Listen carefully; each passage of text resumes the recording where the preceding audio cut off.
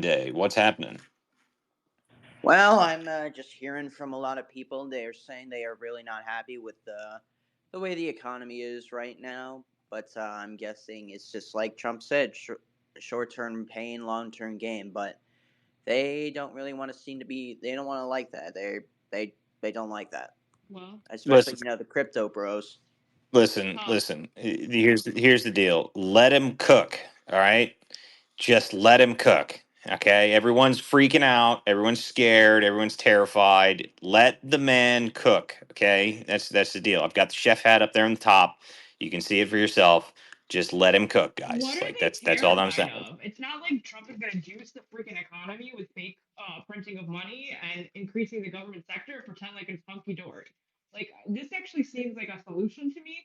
Granted, one that is going to be a little bit painful in the beginning, but it's that or we watch our country crumble because right now our economy is propped up by like fake sugar. It's like a sugar high. They just keep juicing. Yeah. Yeah. But I, also something else that happened today. I found a tweet from a member of Congress saying that she was participating in the Indivisible riots, Yeah, I saw sort that. of. that's Yeah, it was nice. from data. I had a Data Republican help me out with that. That's nice. Yeah, Oh, Well, if you want, by I the can way, post do it you in the guys top. remember just put it in the when bottom. Trash was talking about when Trash was talking about sorry, I don't know if someone put something up at the top and that totally threw me for a second. I'm sorry. Yeah, so whoever's in here that's doing that, I'm gonna have to kick Yeah. them. Like they're just being a dick. So, Yeah. yeah. What was I gonna And they're say? gone. What was I gonna say now? Oh, crap. It was something good. Oh yeah. Do you know that Erica Chenoweth is working with the Resistance Lab? Do you know what the Resistance Lab is? It's the new organization that's also Yeah, fighting for. I know about their labs. What are the Yeah, Erica Chenoweth. That was isn't that was the woman I believe was working with Lisa Fithian. Yeah, but now she's with so I don't know how to say this rep's name. Kamala Jayapal. I'm sorry. I just butchered that. Premia Yes. Jayapal. So she opened in 2025 something called the Resistance Labs. And they are now doing like woke Kata trainings all over the country about how to mobilize and you know, Woke that's Kata. what I call them. I love it. Well, how to I mobilize the absolutely love resistance it. or whatever. Woke Kata. It's great. What's That's up, Walt? fantastic. What's Hello, happening, Barbie, JP? Jacktron, everybody. Good to see you here tonight. Yeah, it's been a wild day with the news, with FBI revelations.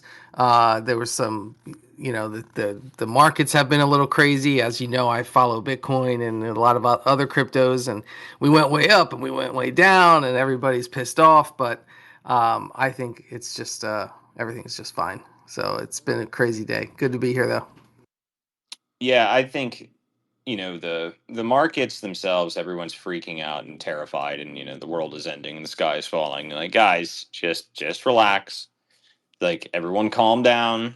I bet you 50% of the um, 50% or more of these countries that the tariffs have just hit, that they all drop their shit within a week.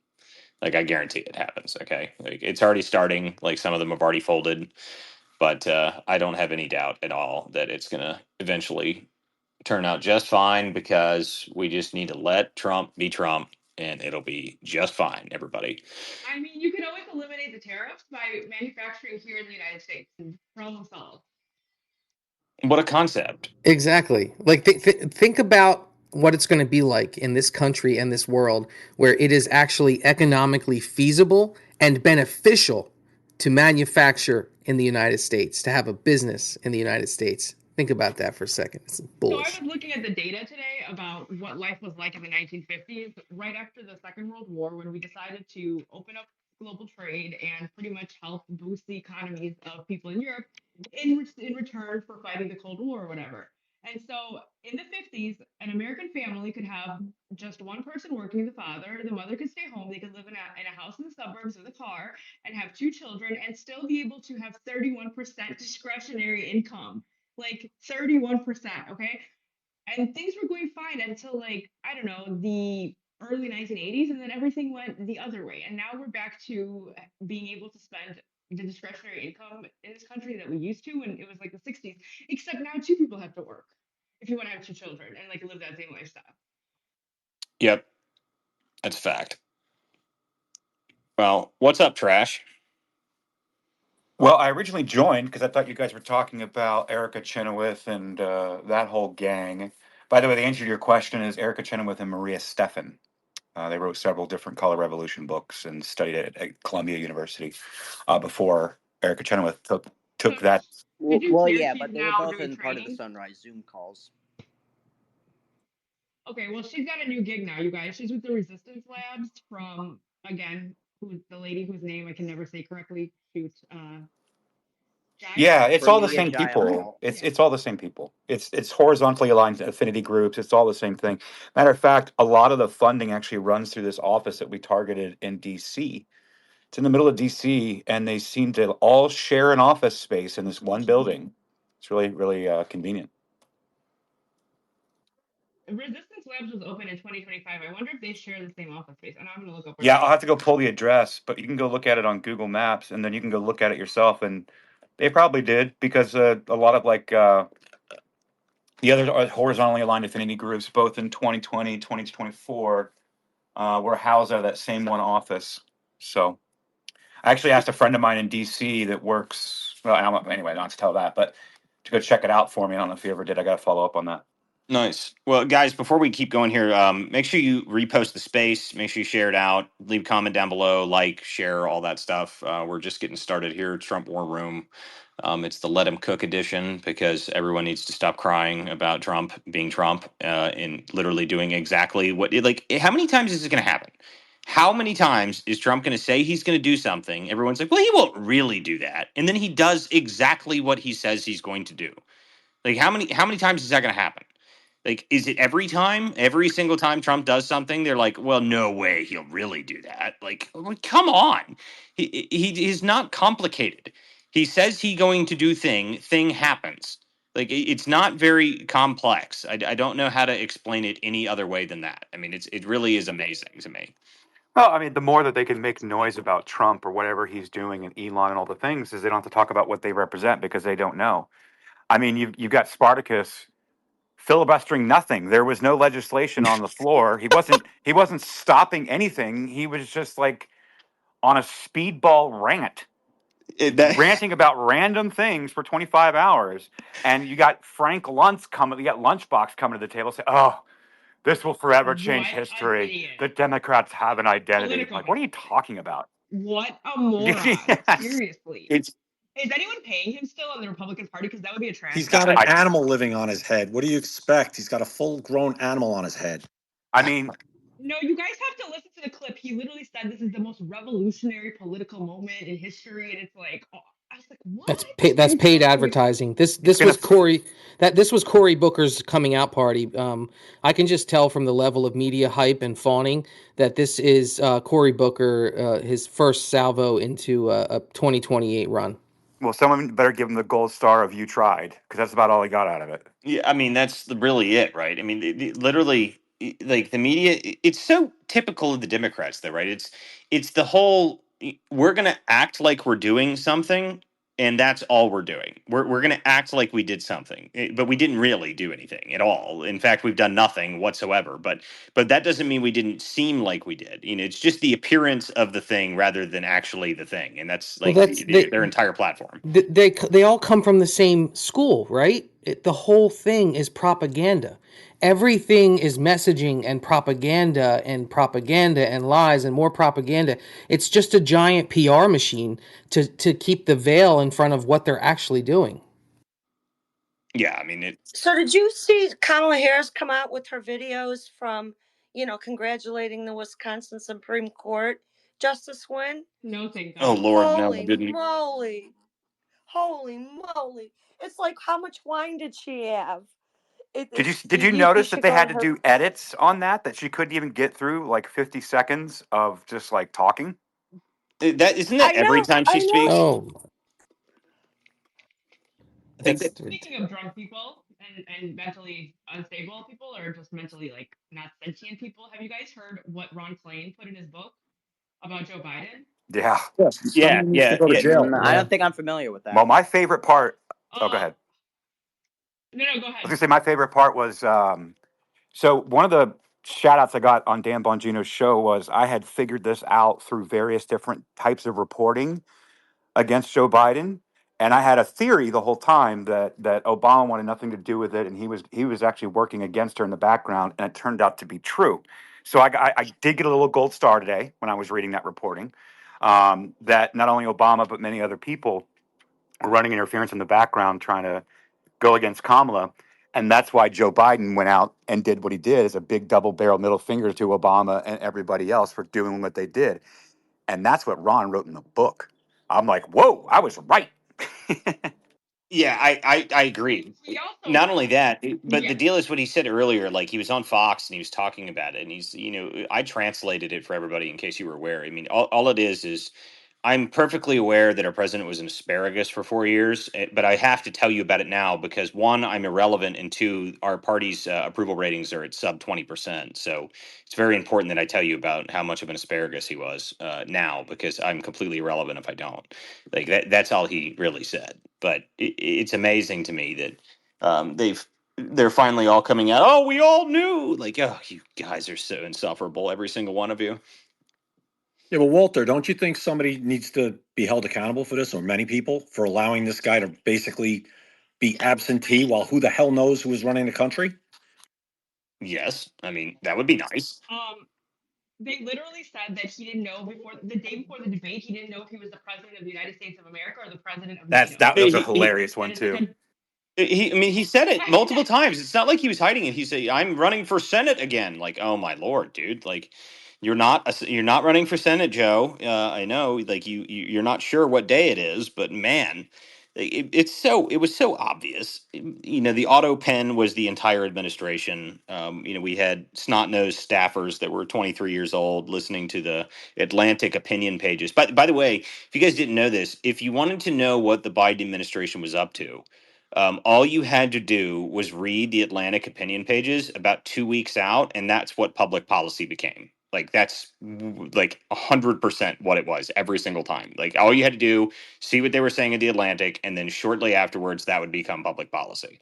Does anybody know So if how that Are did they book is? part of the they council? Does any get from does from anybody know if that? Does anybody know if that book is released yet, or is it just like this? Is this like the part of the PR tour? Because if it's released, I I think have. it's released. Okay, I'm gonna go grab it because there was something else that I want answers to that I want to see if it's in the book. Do you guys remember Las Vegas? Heritage FOIA'd this emergency happening that happened in Vegas, and they FOIA'd all of the police communications about how they were shutting down the city and getting Joe Biden, rushing Biden to the airport, blah blah blah blah blah. Is Well, this the Biden medical emergency? yes, and so basically, so Oversight sent me like basically their bulk data dump of the audio files. I went through all the audio and I put together a thread of basically a timeline from the moment that they essentially were starting to shut down Las Vegas all the way to wheels up off the ground. And I got all the audio, and they never gave us answers to what happened that day. And I want to see if it's in the book. That would be interesting. I mean, it was obviously something more than a change of pants that he needed at the Vatican. So So Yeah, here I'll go dig when out the was it, thread. I'll put it Trash? down below so you guys can see it if you happen to miss it. I've got all the audio. yeah, for sure, dude. I So definitely want to see Trash, it. was that before the debate, the Yes, presidential debate? yes. Okay, probably won't be in the book then because I listened to them on a podcast, and their book specifically goes through the timeline from the debate night to the election, I believe. So it probably won't be in the book. Thank Yeah, you. Uh, I'll double check on the timing of that. It could have been. I'm not sure. I'm not sure. I mean, that'd be pretty interesting if that was in the. I mean, I'm still waiting, like Trash. I feel like you're just like me, waiting on that moment where the Kamala Harris insider campaign details drop in a book, because I'm going to pre-order the fuck out of that book. Like, I don't care if they want $80 for it. I will be pre-ordering that book. I mean, I cannot wait for that to finally come out. Like, that is going to be, that is my, reality TV series. Like, that's better than, Jersey Shore for me. I cannot wait to read that. And if Well, this is anything similar to it, I'm probably going to have to read it too. and all the work that I've done, like investigatively or like piecing things together or trying to figure out what the story is, getting a timeline of events, remembering the names, getting the names connected to where the money was connected, all that time I spent doing all this. I am 80% complete on all of those stories. I need to close these loops. My brain can't take it anymore. I got to close these loops. Yeah, I agree. I mean, there's tons of stuff like that, but if we can, if we just need a couple more to come out. Like, come on, come on. The approval ratings are getting down there. Like, they're getting so low now that maybe some more people will start blowing the whistle on the rest of the stuff, because, like, I want to know the guy that was like auto pen number 4. Like, if he comes out and explains that Biden was a vegetable today and we had to run the auto pen, like, that, I think we're eventually someone's going to come out with that, and I can't wait for it. Like, that's going to be great. I mean, they're bragging. They're bragging that they ran a dementia-ridden vegetable, and they're bragging that we're so stupid that we didn't like figure it out, which we did. But the other people who thought he was like sentient.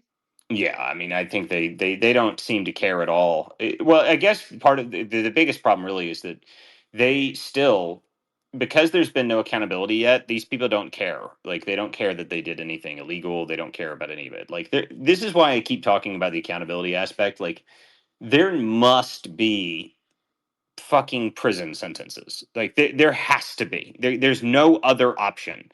Like, no one will ever trust anything again unless people go to jail. Like, they absolutely have to. And I'm okay with waiting. Like, we can wait. I'm not like rushing anybody, but at the end of the waiting, there must be somebody has to go to prison, and somebody big, not just some like low life citizen. Exactly. Did you see Dan Bongino's post about an hour or two ago? Yeah, I I reposted was it. actually just about to mention that. Yeah, I Yeah. reposted it. He said even if it It doesn't look. takes time to build. Yeah. It takes time to build these cases, guys. This is a whole new federal law enforcement operation that's come in, and the cases they're building, there is nothing there. There was no work done here. They have to build a case that is going to sustain beyond a reasonable doubt standard, most likely in the D.C. Circuit courts, where, I mean, they're going to have a tough time with judges and juries. These need to be perfect, airtight cases, and it takes a little time. Yeah, I mean, that's exactly right. It does need to be. They need to be, so damning that there's zero chance that anybody could ever say anything otherwise. Like, the evidence needs to be so damning that it's like, no, we know exactly how much money you were paid to do something, like, to the day, to the second it happened. Like, Yep. But I want Walter, to. I you would look at rather them take their time and build the case over the next year than rush it and then lose on trial. I agree with you, JP. Walter, but the DC court, even if it's rock solid case, we watched the fusion, and I don't remember the guy's name right now, the court case there Michael where they Sussman, the Klansman. lawyer. proved. Pardon? His name was Michael Sussman, the lawyer. He Yeah, was the one Michael who brought. Sussman, Yeah, yes. he was arrested prosecuted by John Durham for lying to the FBI, because he's the one who brought the information to them about the Steele dossier. Correct. Okay, Exactly, but can't they JP. get like a settlement offer if the case is really rock solid? Maybe that's what they're aiming for, is to settle, like, plea deal or whatever. So at least they can avoid this whole court DC circus.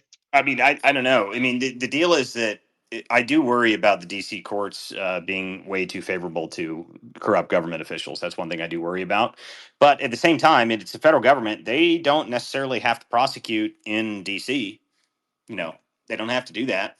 If they prove that these people committed crimes in other states and other areas, they can charge them in those courts. So, Let them please have done it in the Fifth Circuit, and it's over that's for them. that's what Come I'm on, saying, dude. Let come it be in on. Texas. Get me File no, give every me single Judge one in Terry Texas. Doty. Get me base Terry Doty, who was a part of the Missouri v. Biden case, the Hines v. Stamos case, which is against all these censorship NGOs. Let me get it in the Fifth Circuit, and that 3-judge panel on the Fifth Circuit is also pretty decent about it. Supreme Court actually swatted down the injunction. Anyway, long story boring. Let me find out they did something in Louisiana or Texas or something like that. Oh, get me to the Fifth Circuit. Or Florida. I mean, a lot of what Yeah, they did to exactly. Trump happened in Mar-a-Lago, right? Yes. Yes, I mean that would all be ideal.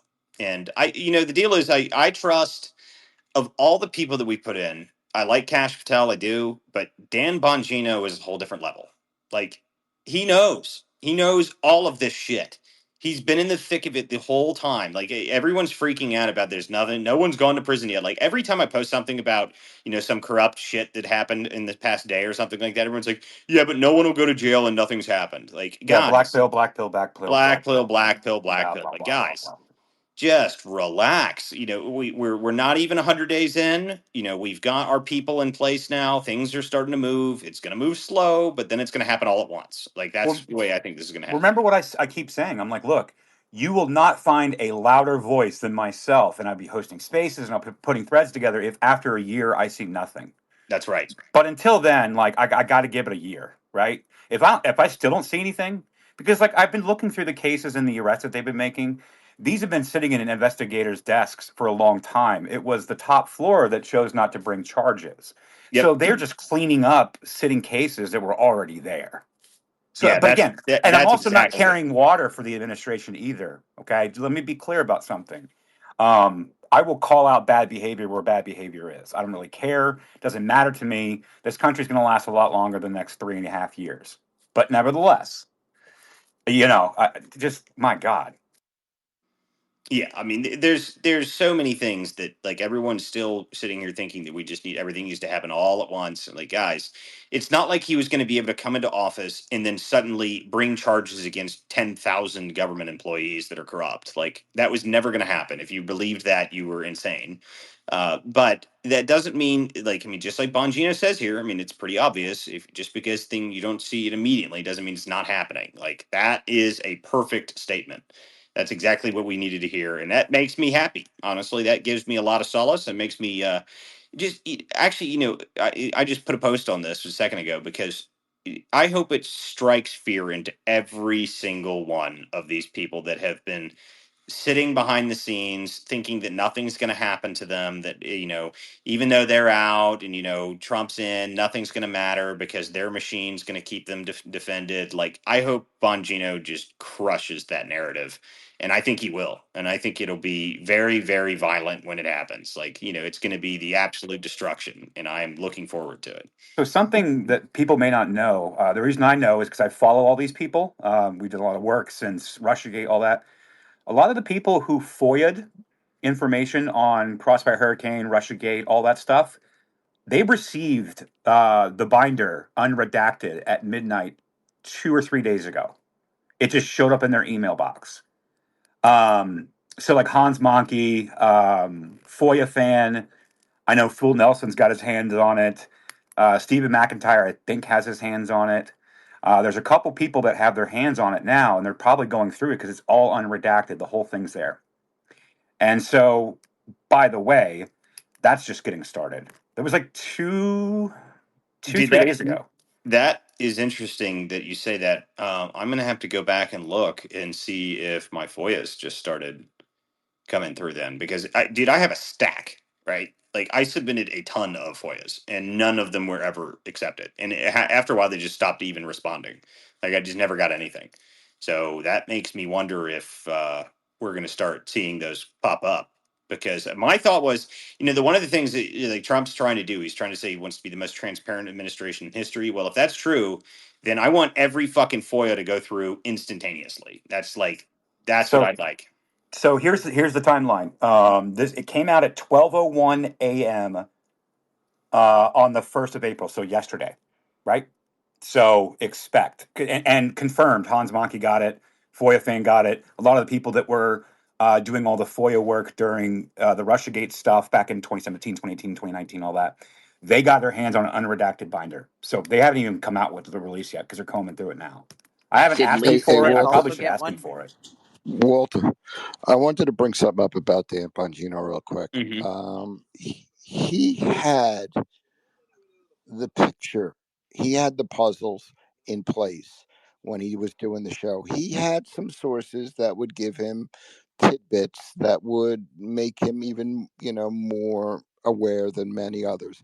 Now he has the final pieces of the puzzle, the stuff that he wasn't able to have access to, the stuff that was classified, the stuff that was secret, the stuff that was under the nails of people. Now, for the first time, he's going to be given the answers to questions that he always lingered. Schellenberger came up with one the other day for him while before he became deputy, with respect to the Ukraine connection. That made some sense to him. Now, lo and behold, he's going to be given access or has access to things that will be the final pieces that he'll be able to make ends meet with. And for me, that's going to take some time. And I want it to take time. I want it to be crystal clear.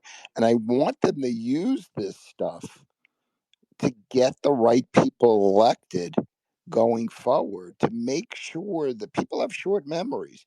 You bring all of this stuff out, Epstein and this guy and that guy, all at once, all because people are screaming and yelling transparency. We were going to hear this, that, or the other thing.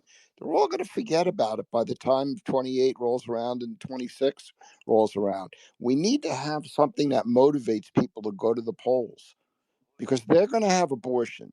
That's going to be their number one issue going forward. Abortion, abortion, abortion.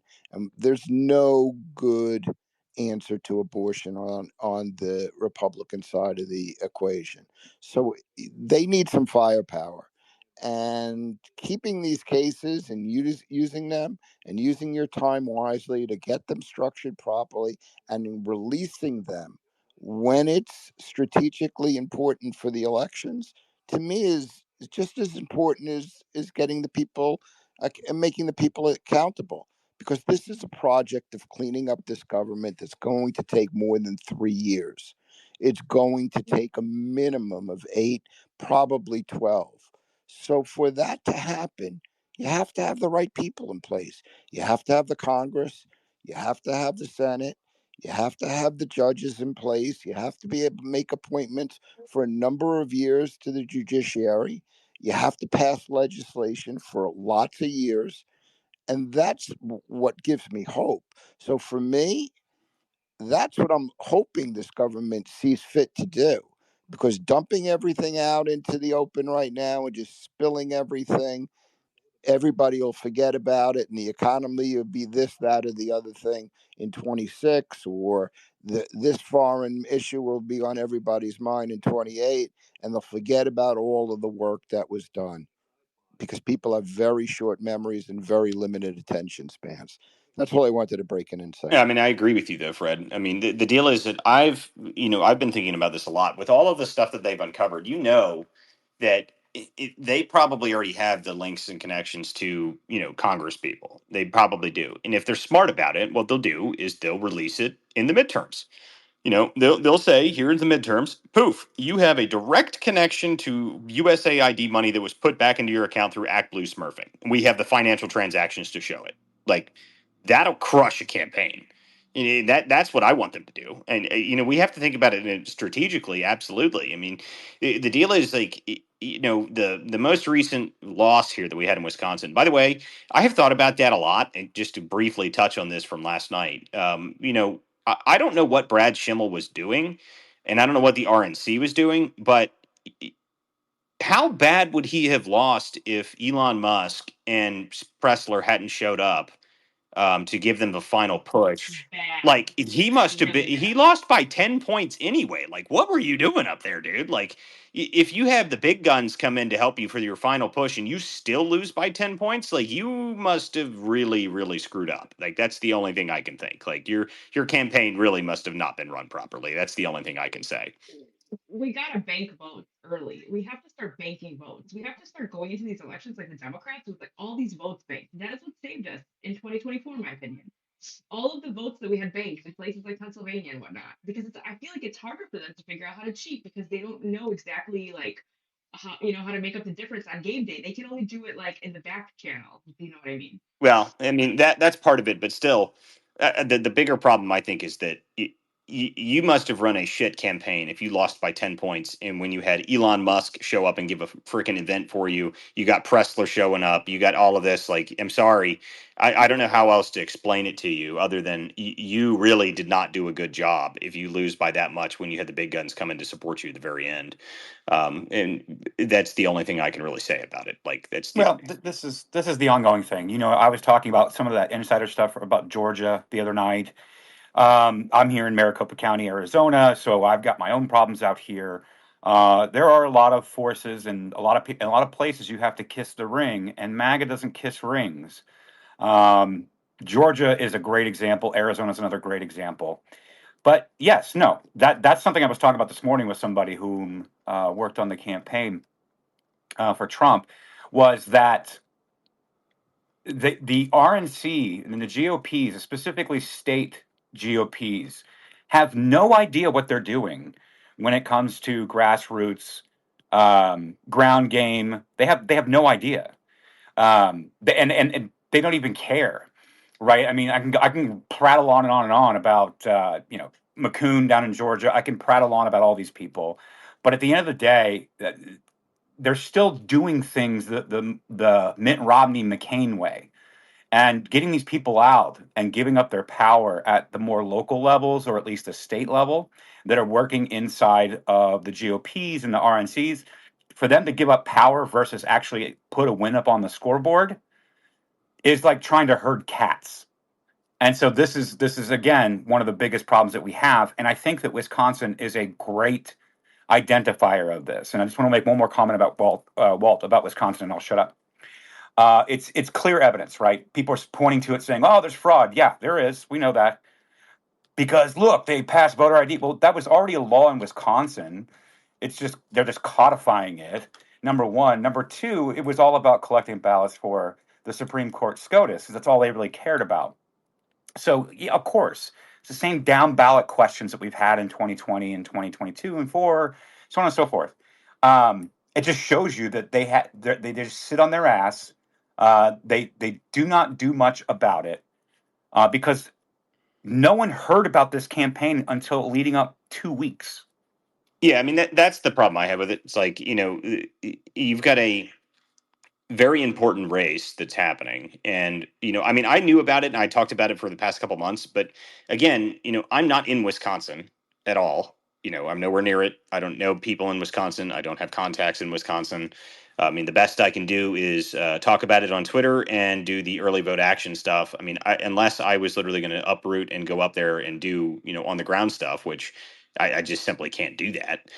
We've got people. The problem, I agree with you, Trash. We have an issue with grassroots outreach. Like, everything cannot be Turning Point and early vote action for that. Like, the RNC is supposed to do their job, and they just simply don't.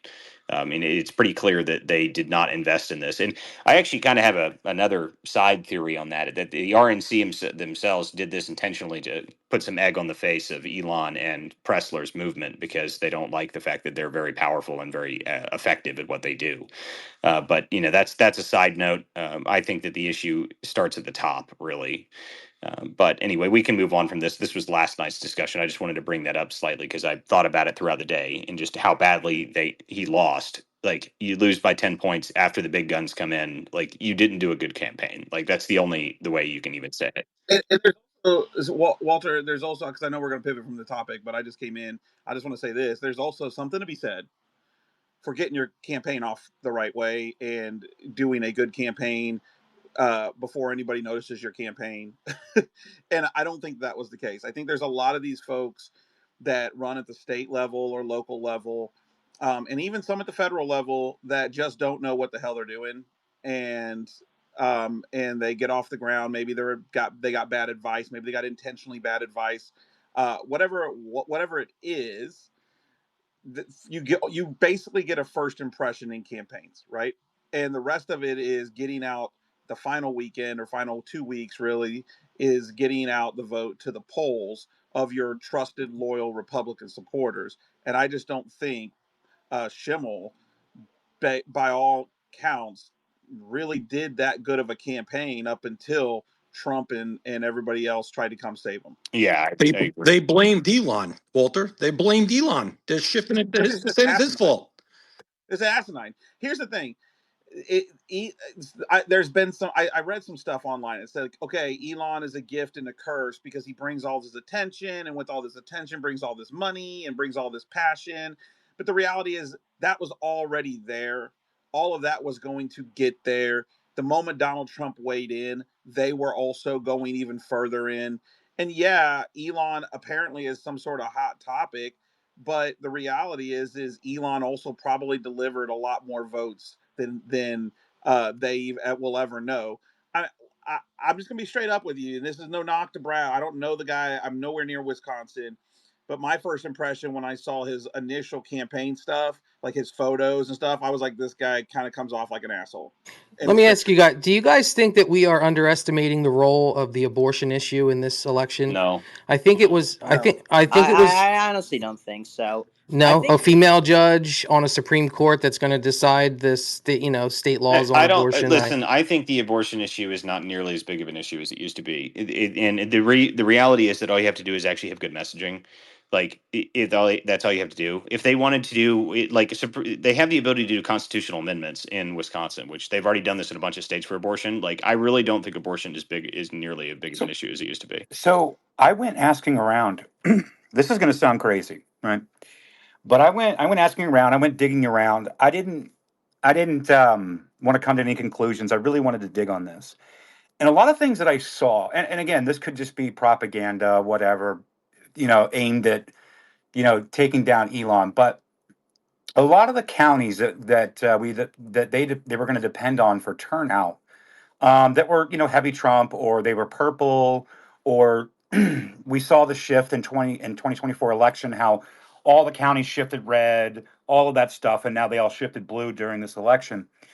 But the common theme seemed to be, and there's something weird about it, and Minnesota's the same way. They don't like outsiders. This was something that was talked about a lot, and I just think that this seemed to be kind of we don't need your kind around here. We've got this, coupled with a very bad campaign strategy on launch, and then it being too late with outsiders coming in to try to bolster and put eyes on the race. I think, from what I can tell, from just like trying to check the pulse of trying to understand, because I'm not in Wisconsin, you guys know this, I'm in Arizona. But from when I looked at it and I was kind of really digging into it, it seemed to be that it was like, we don't take kindly to outsiders here. We run our own communities, and so it probably just, people were like, I don't know what this is. This seems like too much. I don't really care. Whatever. yeah, but that was on the Democrat side of the aisle too. I mean, they had stars and they had all kinds of people weighing in on the Democrat side of the aisle. So I don't really buy into that unless it's like the strong Republicans that are like, we don't need you in here, which is a dumb Well, that's strategy that's how because Georgia runs. well, I just saw I Nikki. listen. I will go to the mats all day long that Georgia does not care that outsiders come involved. The insiders in Georgia probably care a little bit, but the reality is it's a losing strategy. And I do believe still in the end that everything that MAGA did won those elections, and they were stolen straight up. And when you have fraud, you can't prove otherwise, right? And when and so that's the reality. I mean, people tried to blame Trump for losing Arizona, for losing Georgia, for all of these things. And when I say people, let's be very clear, I mean the Bushites, the neocons, and the establishment Republicans tried to pretend as if these losses were Trump's fault. And the reality is that it was not Trump's fault. It was the governors of those states' fault because they allowed the losses to happen. And they probably were complicit in some of the behavior that led to unethical ballots being counted. Can I, Same vein of the um, system as well, by the way. can I speak, Yeah, Walter? give me 1 second here, then you can go Sure. ahead. So, Larry Taunton, which is one of the other guys that was swatted, by the way, we in the first Hmm. wave of this, he was apparently there was another attempted swatting on his house this evening. So Oh, no. this is continuing. So I don't know if you guys have been following what I've been putting out the past couple of days. So the harassment has never stopped once this started. It's just continued on and on and on and on. And now, so Owen Schroyer, his entire extended family is now being targeted. And now Larry is saying that yet again someone has attempted to swat his house just this evening. So this is ridiculous. Like I don't.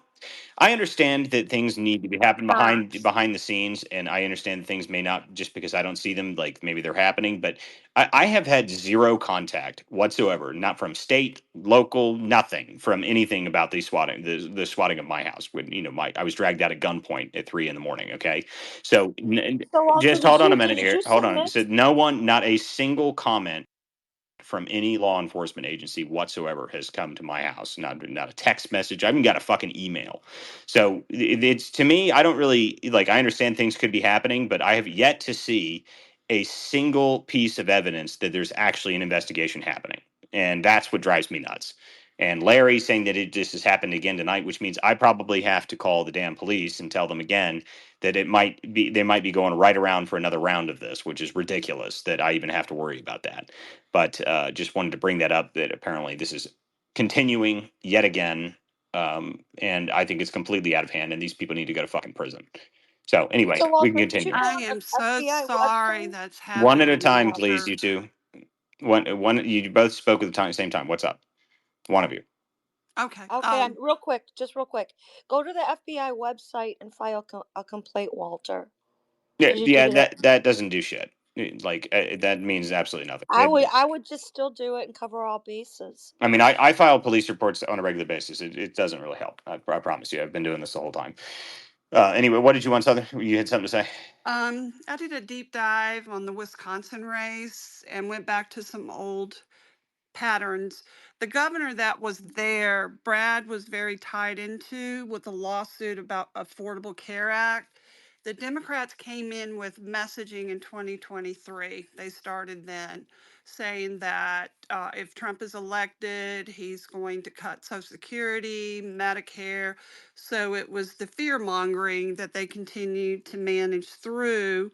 They also talked about the fact that Trump wasn't talking enough about it, and he almost had to be positioned to answer the question, but he always answered it the same: I will never cut Medicare and Social Security. Well, the secondary messaging dump went into Elon's going into Social Security, and he's saying there's all this fraud going on. People are not going to get their money.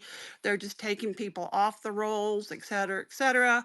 They just said the same thing about Medicare as well and the Affordable Care Act. There was also a referendum for marijuana that they wanted. He was against it.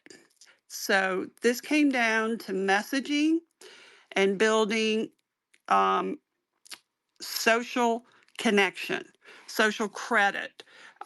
They had 3 times the boots on the ground because they have the money and they've been in there since the end of 2023.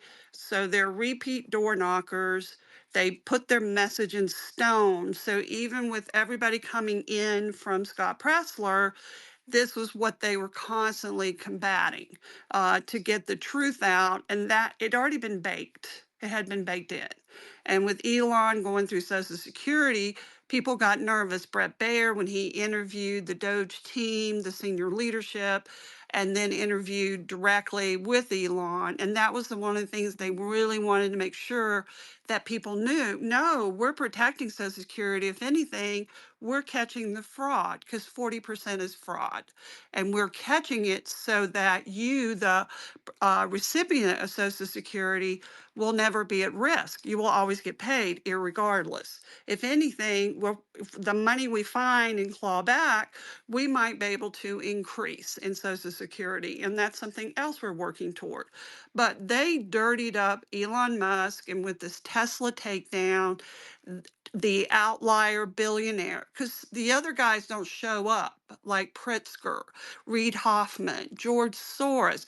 They don't see these billionaires, so they're Yeah, I putting mean, them in even their Steven packs. Spielberg helped donate to that. Yeah, yeah, Steven Spielberg, exactly. But the messaging was poor. They had set up fault lines for the Republicans. But what gets me really upset is, where was the frickin' RNC and GOP? I, uh, Yeah, I brought that up where, a little bit earlier before you yeah, got Yeah, I here. mean yeah, that that's what is we were a talking about huge before. But I problem. did. That's a huge problem. It is. It is. And again, we like we were just talking about before. Yeah. I think that this is really like it goes back down to messaging, but it also comes from the top. It's the RNC is I think is again the problem. But I did want to pivot out of this, so Okay. let's And go on to a different yeah, topic here. yeah, there's one thing to pivot out. I think we need to identify candidates that we can put in front of a Joe Rogan, Aiden Ross. Yeah, but that's And national. I don't Can know that's on a not Joe going to. Rogan Yeah, debate. Like, that's a national candidate. You're thinking national. We're thinking local. But anyway, let's move on to a different Mhm. topic because we talked about this last night. So anyway, the I did want to talk a bit more about the economy because that's what everyone is worried about. So let's go back onto this for a bit. Like, what is the reaction overall from the terrified bunny rabbits that are running and scared and hiding underneath tables because the tariffs are going to eat them and keep them up at well, They're Walter, right in I front of did my Well, I house, mean, what Walter really I'm Walter. quick. seeing Did you see from a that? lot of Yeah, people is Walter, did you see that the GOP Senate passed 51-48 to end Trump's tariffs Yes, on? I saw that. Yeah, that is worth talking about. So, Mitch McConnell and the useless. I mean, Murkowski, Collins, and yeah. Rand. But listen, the problem really, my eyes, is that Canada had already folded. Like these weasels are so useless that they can't even realize that Canada had already folded on that scenario. Like, what in the hell are you doing? What are you doing? Like, you just stop acting as if you need to do something because you're worried about some stupid. It's so obnoxious. McConnell Well, is. Walter, this is all just to embarrass Trump because there was a trade act that was passed in 1968 called the Trade Expansion Act of 1962, and then it was revised in 1964 under Section 301, which allows the president to take action in regards to imposing tariffs. So Congress already gave away the authority to the president of the United States. So this is just all show. That's the Yeah, Now, problem. yeah, but And Collins, that doesn't mean Congress can't pass new legislation. Okay, Congress. that's true, Listen, but it will not go. the It will not. legislative branch has broad authority to do all sorts of things if they're willing to take it back and actually do it. But the deal is that it's not just all show. This is them being ridiculous and trying to bring up policy and trying to change policy, because they don't like what Trump's doing. That's all Well, this is, and it's so I, Right, ridiculous. I but think it's it's not I going think to it's go. It's not theater. going I to think go to it's the theater. House. But here's what I want to say about it. I think it's theater. But I want to remind people that both McConnell and look, McConnell's in a wheelchair for God's sakes. Okay, like he's gone, right, and he's also hates Trump and everything else. They know it's not going to go through the House.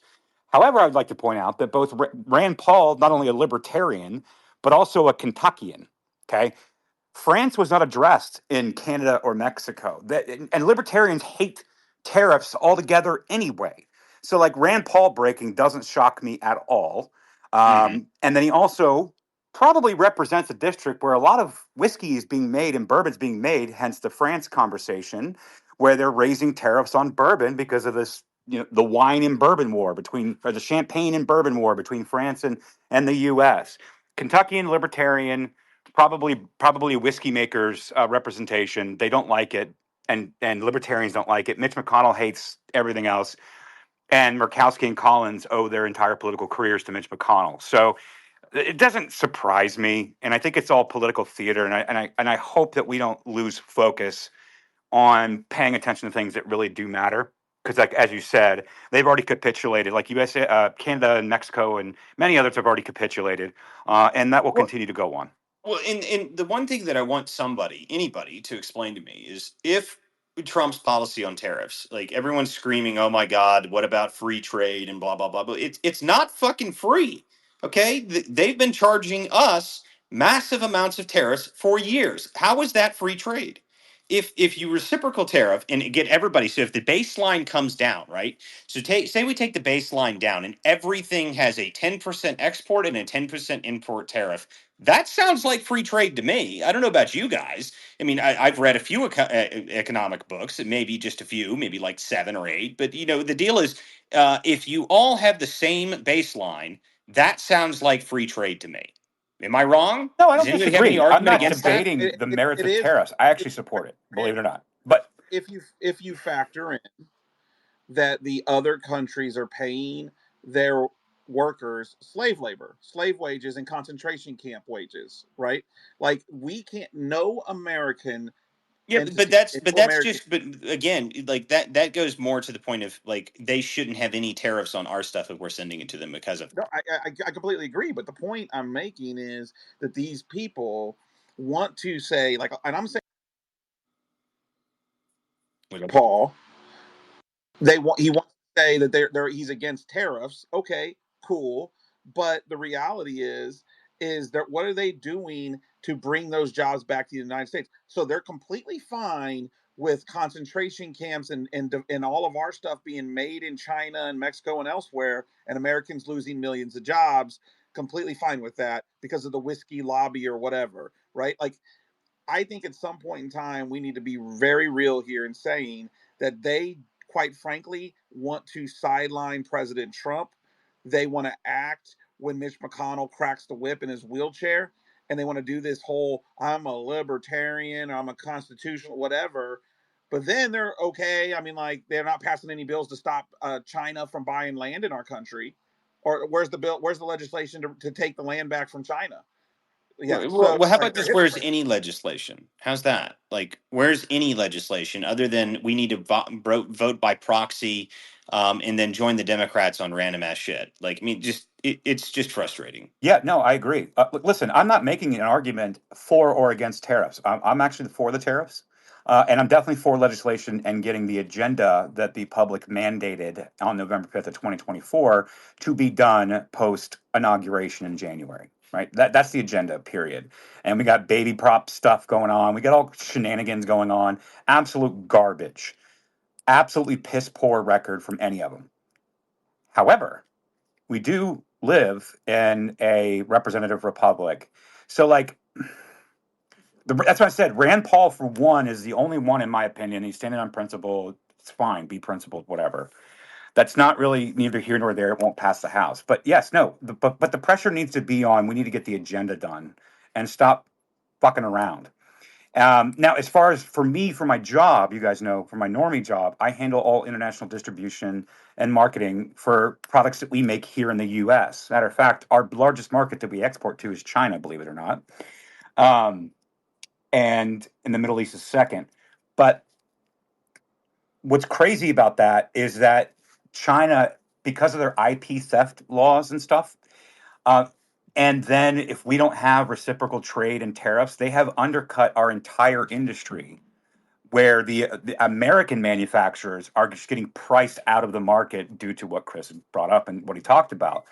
And tariffs are the only thing I can see any way of balancing this out at all. And it actually does, looking at the numbers, it does look like we're back in reach of maintaining customer bases and not losing to being undercut in prices. So that's why I support Well, tariffs as well. But yeah, I agree with that, Trent. And the other side of this is that's why I was actually really interested the way that they phrased it, right? So when they were looking at the tariff cost, right, they're going through it and they're saying it's not just what their levies are; it's trade barriers and currency manipulation.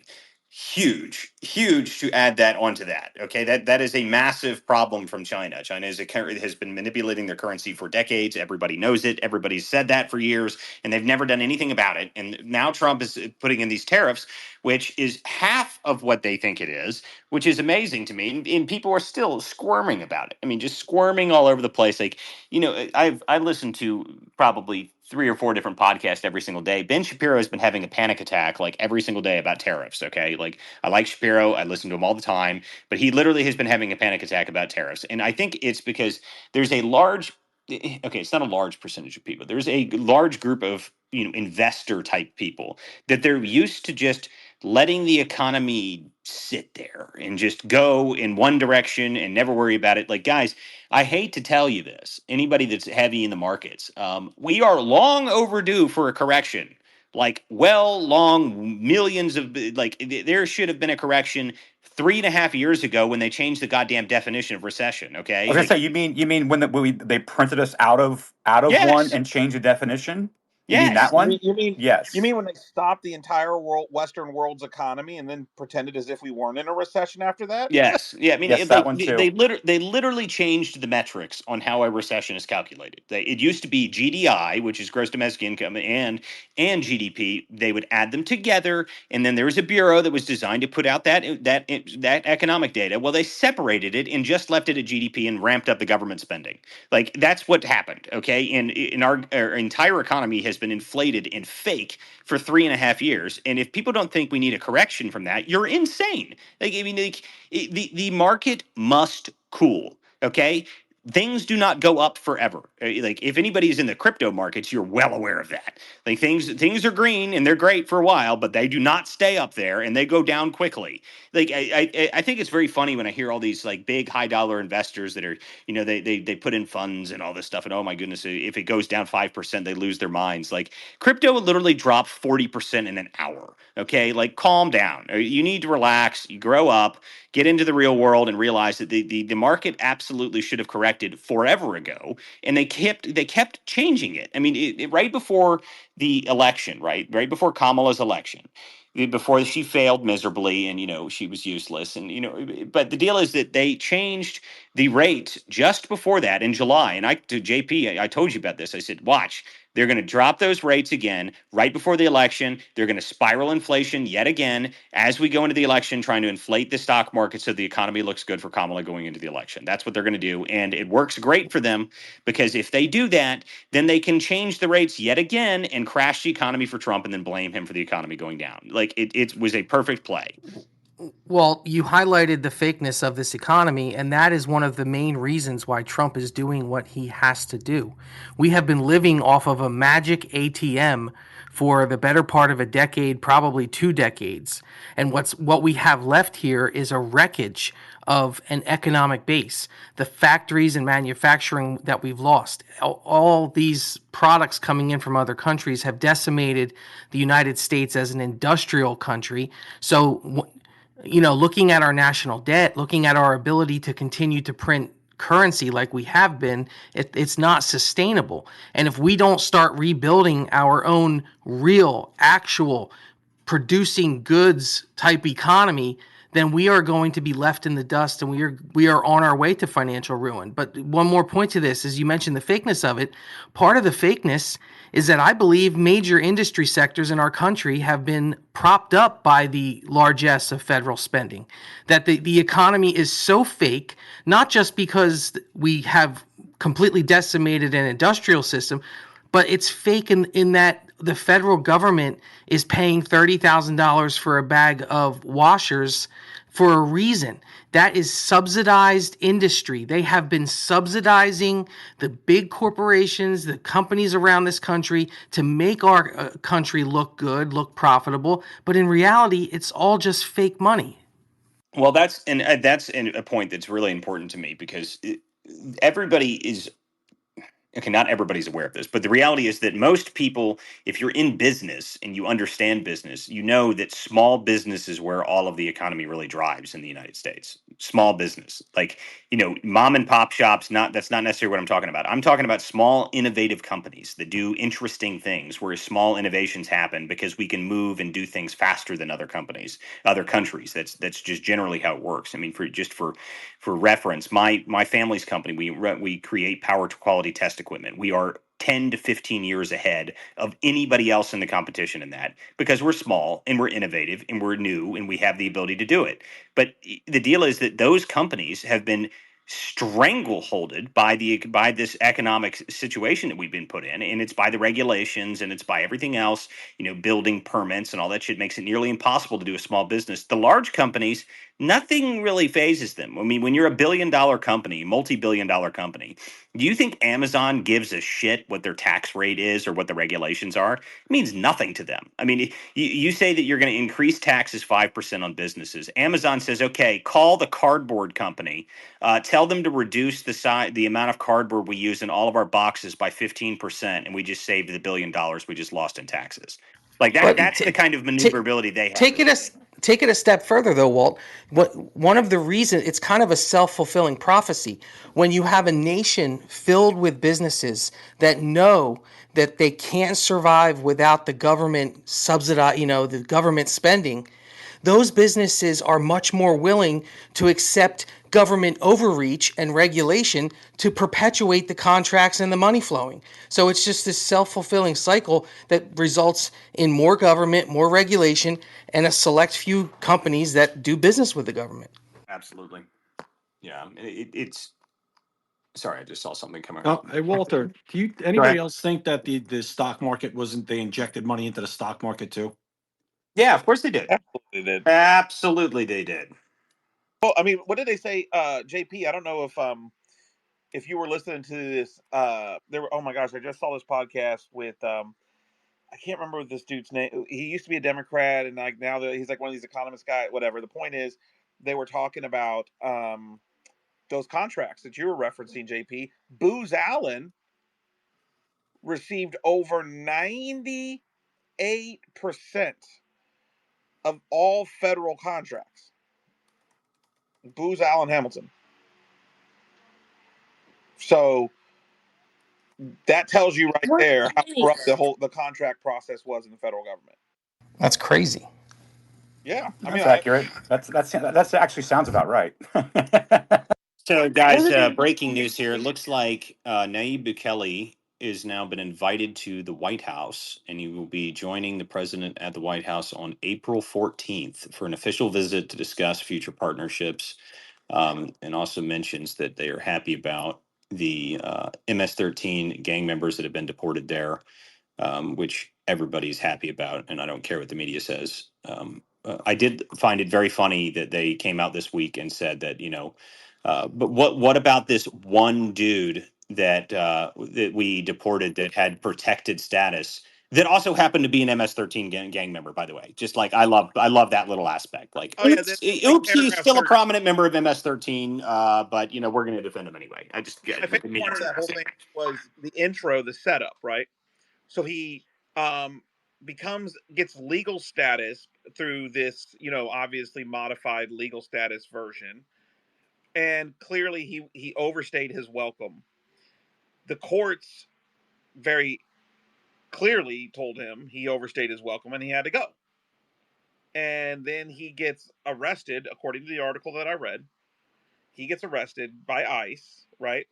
And in jail, he files for as a refugee. So he files somebody quotation marks shows up to provide legal counsel for him to magically claim he's a refugee. And then it goes on to talk about how he he had these tattoos, and it was he had these tattoos, like what, like they were like dismissing, like they said, oh, what kind of tattoos were those? Like, oh, well, it'd be interesting to see what the tattoos were, because the tattoos in MS-13 tell you what level of a member you are in MS-13.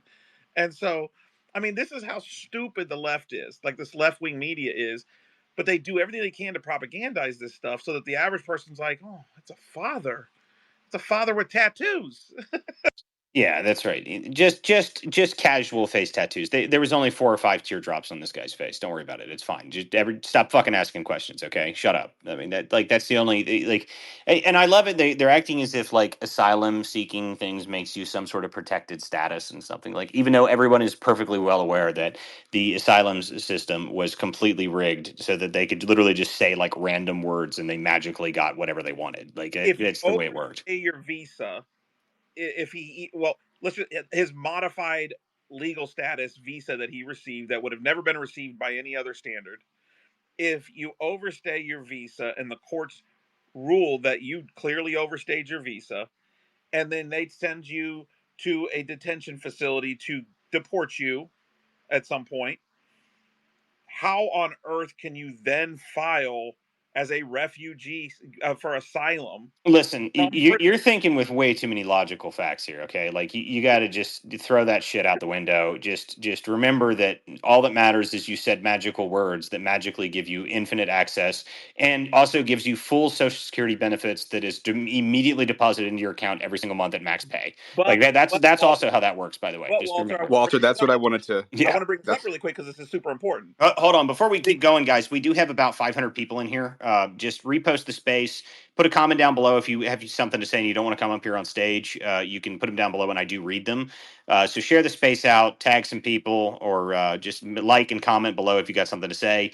You're welcome to come up and just say something if you want. If you don't have a verified account, I'm sorry. There's just too many annoying people that exist out here. So I don't really bring up people that don't have verified accounts. But if you are somebody that is a real person, you can send me a DM and maybe I'll bring you up. But if you are up here and you don't say anything, I'll probably rotate you because I do have a long queue of people. Okay, but just make sure you share the space out, and we're going to continue on here.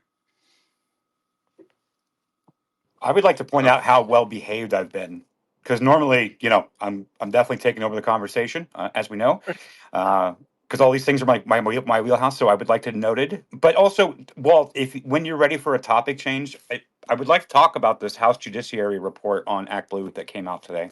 Absolutely, I would love to talk about this because I put that out earlier this morning that they found the hundreds of fraudulent from multiple different countries. That's absolutely wait, worth talking about. So really quick please, let's discuss that. before we pivot to Act Blue, because I think it's an important one. I do want to point this out. The firm that was the most notorious for going to the prisons to have MS-13 gang members file for asylum magically is the same firm that Justice Boneberg's daughter worked It's for. Justice Bozo. So It's Justice Bozo. this is why this is That- important that they just happen to leave these little tiny tidbits out. So They always do. and So I Chris, just want to add to that, Christopher. Public defenders paid by our government, whether it's through a direct grant to that NGO or directly from the government, because we pay the legal fees for illegal aliens.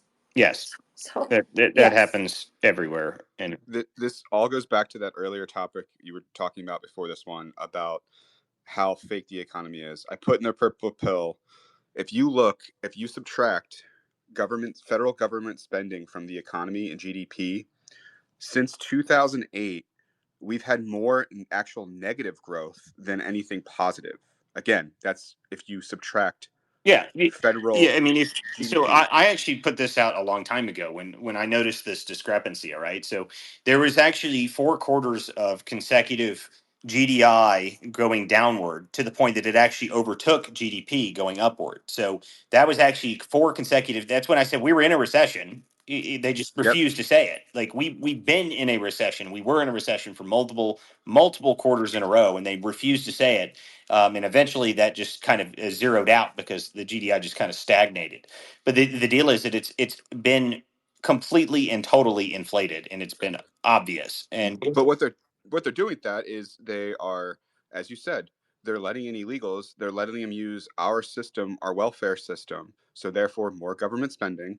Then they're using it for legal fees. Then they're using them for cheap labor to reduce the labor market. So now the American people aren't making more money, and their money is inflating. And then you rely more on the government, and you're less likely, as JP said, if you're a business using a lot of illegals, you're a lot less likely to speak up when the government asks something because they have dirt on you.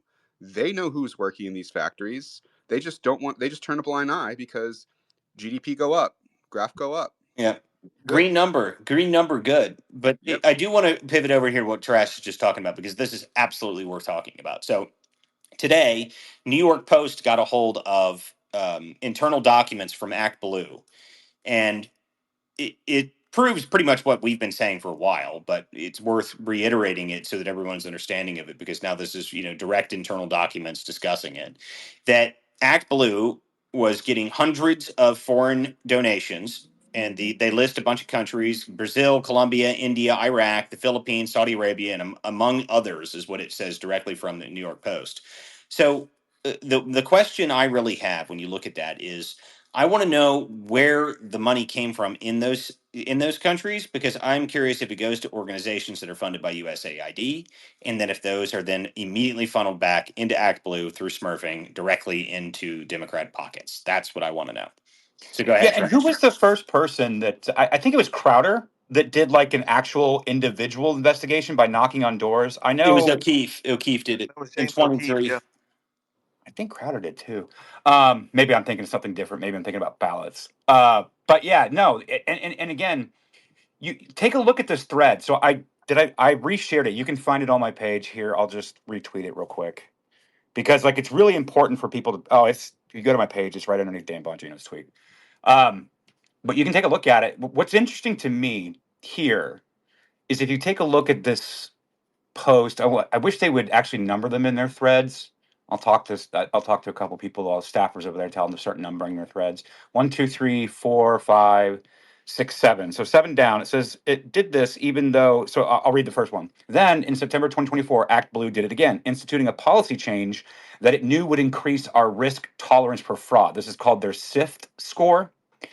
And essentially, what they did was they made two changes during that cycle. And it did this even though ActBlue's top fraud prevention staffer assessed that a main indicator of fraud, known as the SIF score, was the quote highest it had ever been and appeared to be climbing further. And they attached this email with a graph. And you can see it right here. This is actually the email. This is from that staffer at ActBlue. It says hi, and then that's redacted. It says, I'd be grateful if we could take that 7-3 at 10 a.m. time slot, let me know. That's an appointment. So obviously for a phone call. Here's an interesting chart that shows our average SIFT score over the last 4 years. And as you can see, it is the highest it's ever been and appears to be climbing further. This is when they relaxed some of their standards on what seemed to be foreign influence money that was being sifted in. And I think that, yeah, I think that actually people are asking the right questions because again, they, you funnel the money out of USAID, it goes into like let's say Arabella or Tides Foundation to do the protesting, or Open Society, or Act Blue, whatever. Um, Goes into like the other ones, like the meetings that happened in 2017 in the Obama White House before Trump took over, with like people like David Brock, Media Matters, Crew, American Bridge PAC, and Act Blue, and you start to actually see the entire net, the entire picture here. I wanted to have a space on this thread tonight, but I won't go into it and I won't take over your space, Walt. I'll just do one another time and I'll kind of bring some color between the black and white because I've been looking at this stuff for a very long time, as you know. This goes back to what Millie and I were working on the Sunrise Zoom calls and the funding apparatus. I've located a couple offices in DC where it seems like a lot of these groups are actually operating out of the same office inside DC. So I'll get into that, but yeah, but I don't know if anybody wants to add to it, but just take a look at that thread. It's really interesting. Hey Walter, Yeah. remember when you said you wanted to know in these countries where a lot of these where the funding was coming from? You remember that story from a few weeks ago that because India was on one of the places that you mentioned. You remember that there was a report that one of George Soros's Open Society's locations in India had been raided by Modi. Do you think? I wonder if there might be a connection to that. Oh, I'm sure there is. Listen, anything that is related to NGOs, USAID, and Soros is 100% going to be related. I mean, is that a question now? Like, like I don't even think that's even that's pretty damn obvious at this point. I think every single possibility for NGOs attached to Soros and USAID is going to be right on that. I mean, was Soros like the CEO of NGOs? Was that kind Yes. of like, did he orchestrate all of that stuff? That's actually a good way to put it. Yeah. Yeah, that's a Yeah, really good way to that's I put a it. good think way. that's He's one way to put in, put I it. believe, what was it, $32 billion over the course of his life into NGOs. The flagship leader is the Open Society Foundation. That one is the one that commands all the others. Yeah, I think that's a good way to put it. To be honest with you, it's a good description of Yeah, it. but I mean, you can't forget about like Pierre Omidyar, Arabella. Like, look, this is actually deep. It's really deep. And so I would start, asking some questions of people around the State Department, just to point that out. Also, in one of these pieces of the thread here, since 2020, Act Blue detected at least 22 significant fraud campaigns, including 9 from foreign sources. Take a look at that list.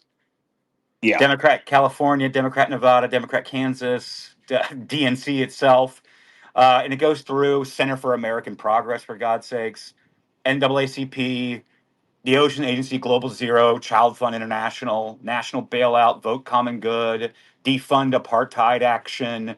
I mean, it's this is just like a look underneath the skirt. This is just a piece of that machine. Oh yeah, I mean, listen, I had just published, I think it was last week, maybe I don't know. It's days are blending together at this point. I think it was a couple weeks ago now. It was March 8th is when I put this out. It was the dark money illusion from Indivisible. So this goes through. It's a full length article on my page. It's well researched. It's got everything hyperlinked in there if you want to read it. That is my compilation of a lot of research that I've done over the past, I don't know, I have no idea how long I've been doing this, 2 years, 3 years, looking at Act Blue and the funding sources going through it. And obviously goes through and pulls the House documents from the Chairman Steele's when he found that they were using foreign gift cards and all that. That was like the origins of this, and this came out directly following O'Keefe's original reporting on the Act Blue smurfing. So that was the original of this, and this has just been spiraling and spiraling and spiraling. So what is the current status with Act Blue? Does anybody know? Because the last update we got was that New York Times article that dropped that said that they were like firing everybody and that they were in a full panic and that the union was running an Which independent investigation. Yeah, which was kicked off by Virginia Glenn Youngkin, actually. Yep. So there's a yeah, that's what's triggered that. Um, I think that I still see Democrats still posting the link to donate to Act Blue. of So Yeah, course, Act Blue's still there. It's yeah, of still course, operating. yeah. Mhm. Yeah, But I just mean, like Media Matters is still there, but they fired pretty much everybody, but they're still there. I mean, Media well, Matters is still yeah, doing it. they're just washing. They're just you know passing around, getting new faces. But Media not really mattering, obviously, basically. obviously, that there's other people players other than George Soros. Like Trash had mentioned, the French-born Iranian, that Good old Pierre Omidyar, yeah, Piero Dar, Medire, yeah, um, Omidyar, however the the hell you guy, say his yeah, name. whose grand he co-founded eBay.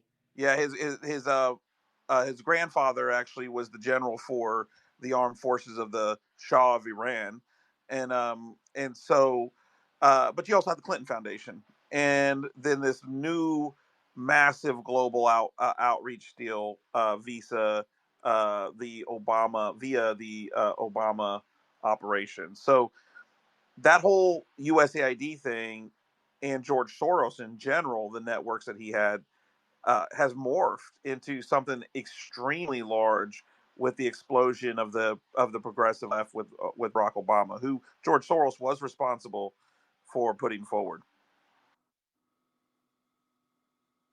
Yeah, I'm really curious to see what the current status of Act Blue's the investigation into that. By the way, did you guys see this? The other night, this kind of got swept under the rug because of the timeline was completely flooded with the Wisconsin race.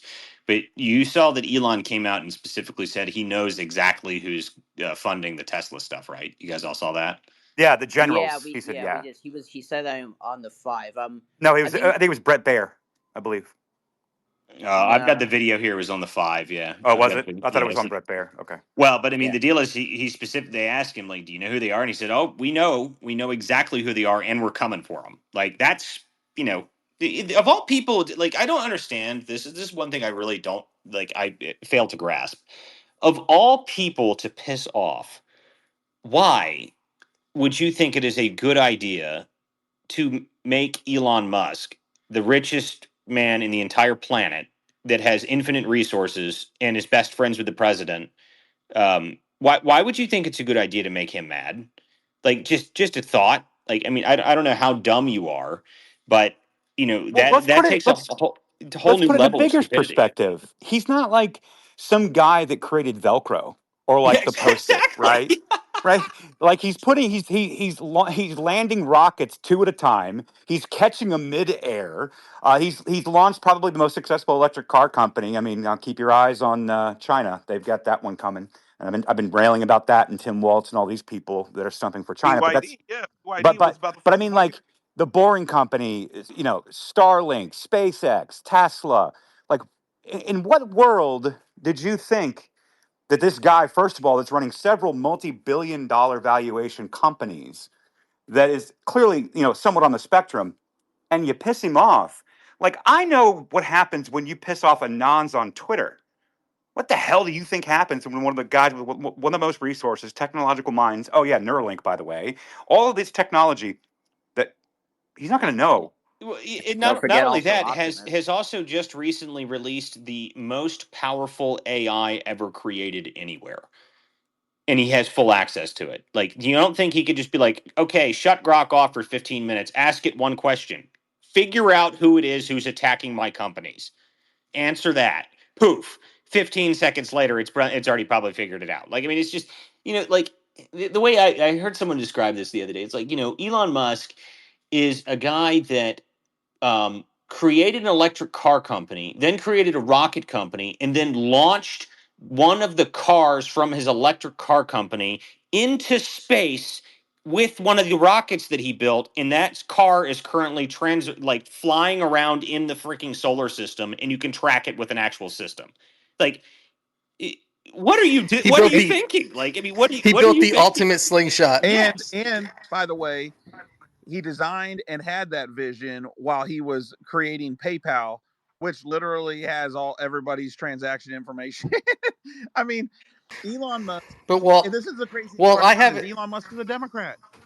He was a Well, Democrat. I have an answer for you. You said why would they do this to Elon? I think, as I posted above, what the Democrats are doing to Elon Musk is as much about showing all the other billionaires what will happen to them if they dare step out of line, as it is hurting Elon Musk. And frankly, I'm a little jealous of how the Democrats are good at this. I think the right could learn a lesson from it. And on the flip side of that coin, I'm really, really frustrated that there's so many people that are just completely checked out from their own surroundings. And look, I don't need you to be like myself, who's like this just tremendous information aggregator. I'm always like, I need to figure it out. I need to connect these things and all those things on my spare time. But like, just show a little bit of attention and don't think because like your friends don't watch MSNBC, but you do, therefore you're informed. Like we really need to kind of change that culture, and it sucks. That's why I've always attacked censorship and the AstroTurf campaigns and how PR works on social media. This is why I always talk about it, and it's never really political. Now, granted, all of that has been levied and waged against my guy for like the last 9 years, and all of us, including myself, who basically started from scratch back in 2023, I think, is when I came back, or 2022. I don't remember, but like I, I just the heavy lifting Trash. is being done by smaller groups of people. I think you're seeing.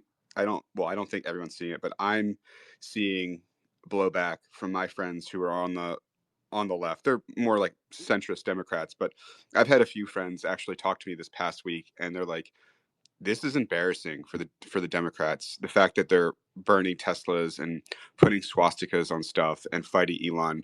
Like a lot of my friends that are like center left are mostly independent business owners, and they're like, this is no like." Imagine if someone was attacking my business because of my political beliefs. That absolutely not. This is not how we're supposed to do this. And I'm telling you, like, a lot of these people are completely disgusted with what's going on.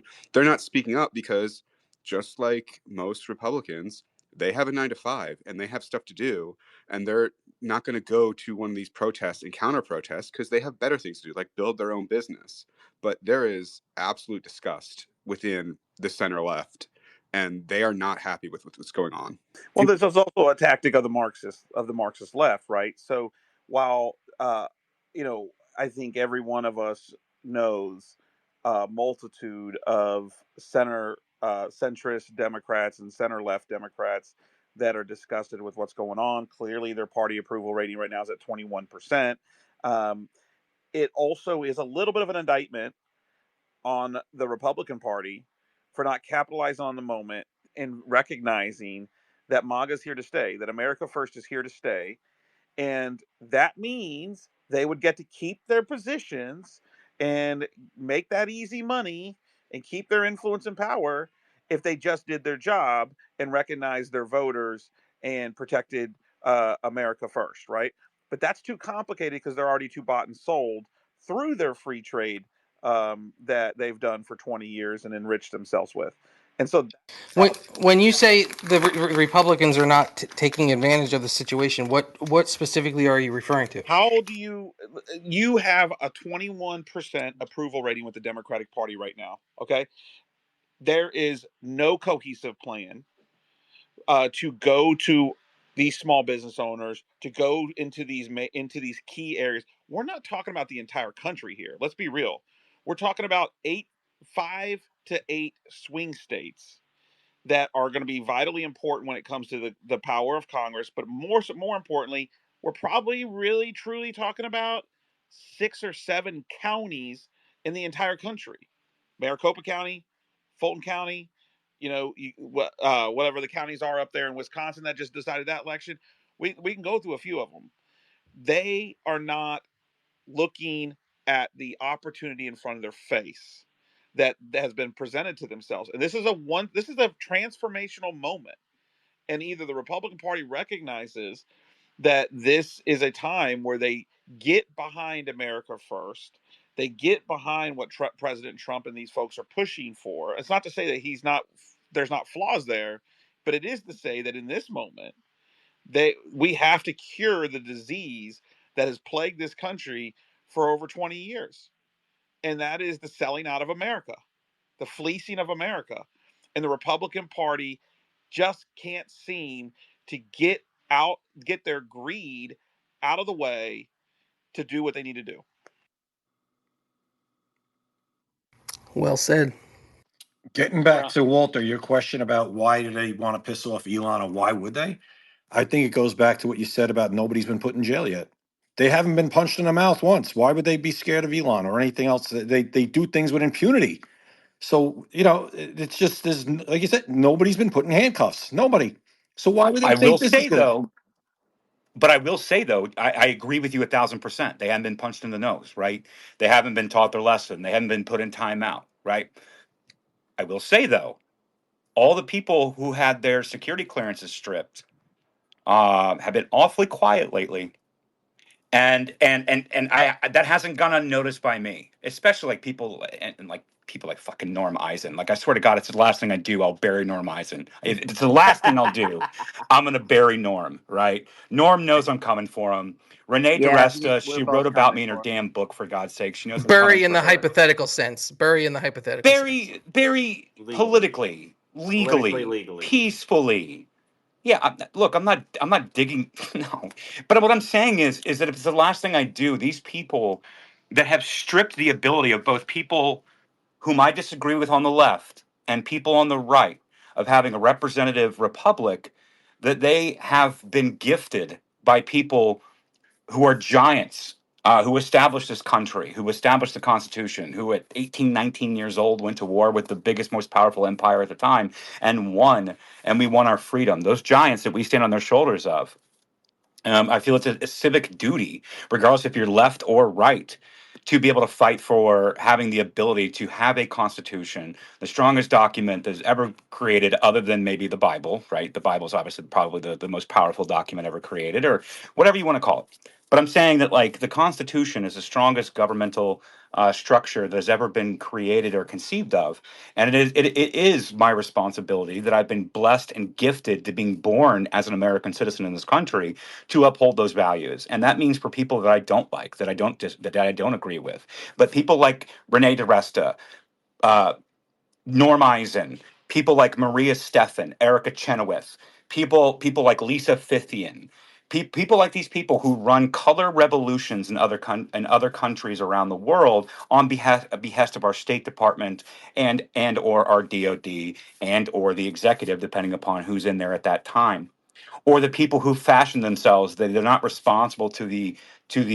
electorate, who elected a chief executive and its entire cabinet, and or people members of Congress that they believe they're above and beyond that those people should be held accountable because they do not have their own best interests at heart and lining their own pockets and stripping every single American who's fighting for something. So these people do need to be taken down. And I just think that there's so many people, and I'll land my plane here. I'll park my tank in this corner lot. There's so many people that got so fat and had it so easy because they took that wine and steak dinner on K Street. And it was much easier to fundraise and return back to Congress or return to a presidency or just go along to get along because I was filling my pockets. And maybe, maybe I got some people below me in my cabinet that are, creating some loopholes that they then once I'm out of power, they're out of power, they can go then work for these corporations that can basically create a revolving door and enrich themselves by creating this policy. And it's just going along to get along. Meanwhile, Americans are being screwed over left and right. So the, this is what we are fighting, and it's going to take 12, 15 years of pressure like this. And I think that most people do not have the testicular fortitude or the spine, which is why I call them squishes, to see that through. And it is incumbent upon us to keep that pressure on. And as much as my face is burnt up, Wojak meme as it is, and I'm burnt, man, I am toast. Like I'm fried. I work a full time job, plus I do all this stuff on the side. Um, we can't give up. And I was talking to somebody today, and I'll land it here. I was talking to somebody today, and because we were both like, man, I'm tired. We've done a lot the last, 9, 10 years, and I'm tired. And the more and more I exist in public and have conversations with people in my family and social media and everything else, the more I realize, shit, man, well, I can't stop now. So, I mean, I'm screwed. But that's the attitude I think that we can have, and I think that we can restore this country to greatness, and I think that we can rebalance the world. And I think that the old guard in Europe is really, really, really scared of populism. I think Brexit scared the shit out of them. Trump was nothing but a symptom. And the Atlantic Council, State Department, and the old guard in Europe saw fit to try to lock that down for the rest of the world and then put the power center back in Europe where they feel like it belongs. Because we're a bunch of ragtag idiot Americans who have too much wealth and too much to ourselves, and we haven't earned it. We don't deserve it. And it should be spread out, and we should be the rulers and lording over everybody, and they should not have their own constitution that is an example for the rest of the world. And I'll stop there. Amazing commentary. I agree. Well, Trash, like Steve Bannon would say, next man up. You've been at this for a while. Everyone else needs to step up. We all need to be the citizen journalists, investigative reporters, doing the research, spreading the word. And that's part of the culture change, I think, in the Republican Party that needs to happen. I think that the Democrats are a lot more urban and I don't know, they have a lot more zealots, I feel like. And I think that's the nature of who we are, too. On the right, we're a little bit more, government kind of makes us sick to our stomach. Where the other side, they worship government. It's the culmination of everything that they want to be in. So there is a cultural shift there. Did you see the article that I put out a couple days ago, JP, called "The Idolatry of the State"? Did you read that article? Absolutely. That was amazing. Yeah, I mean, I think like my commentary specifically on that is that I think the reason that they're attacking Elon Musk, for people that didn't read it, the reason that they're going so hard at Musk is not necessarily because Musk is doing things with Doge. It's because he represents the opposition to big government, which is really the big government is the solution to all problem for leftists. It is the answer to everything, and we're shrinking the government right now for the first time in 50 years. And they are losing their minds about it because the government is their deity, that is everything to them. They can't shrink the government. The government is supposed to fix all problems. It's supposed to solve everything. And now we're seeing that the government is completely retarded and run by morons that ride around on three-wheel bicycles in a cave that's underneath the fucking, underneath the limestone cave where they run the retirement office. Everyone saw that and was like, "What? Like, what do you mean? Like, this is how this is really working?" Like, it's so obvious to everybody, which is why Doge is so popular, by the way, that the government itself is not a well-run entity. It is not. It is not efficient. It is not run by competent people. It is run by idiots that don't really seem to care. And that's the real problem. And they can't attack the government, though. So the only thing that they can attack is they attack the capitalist side of it, which is they attack Musk, because he represents the ultimate innovation, innovative enterprise that is really the what created this country, what really has driven our country to be the greatest country in the entire world in the history, is the innovation, the uniqueness, the actual drive, and the founding mentality of someone that's willing to go push the boundaries and do things. So it's the capitalist mentality that they're attacking, and it's because you cannot allow the state to be attacked. So you have to attack another create a new opposition that you go after, because you can't say the government's the problem. That can't be the case. And the other side of it is, I think they're kind of tired of hating Trump. They've hated Trump for like so long, and he just keeps winning. And they've every time they've attacked Trump, he's just laughed at them and then beaten them so badly that they have no hope of ever recovering from it. Elon is fresh meat. I agree with that. Yeah, yeah, that's Well, what I. the other part about this is what we've seen is that the government was so massive and so corrupt that it included the media.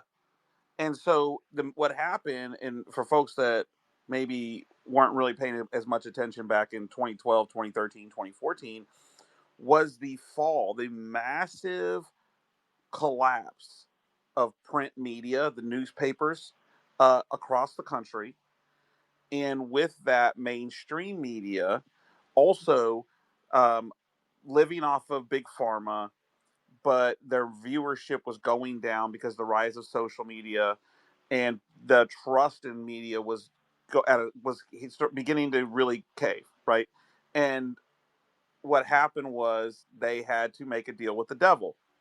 The Smith-Munn Modification Act was their gravy train to keep these outlets viable.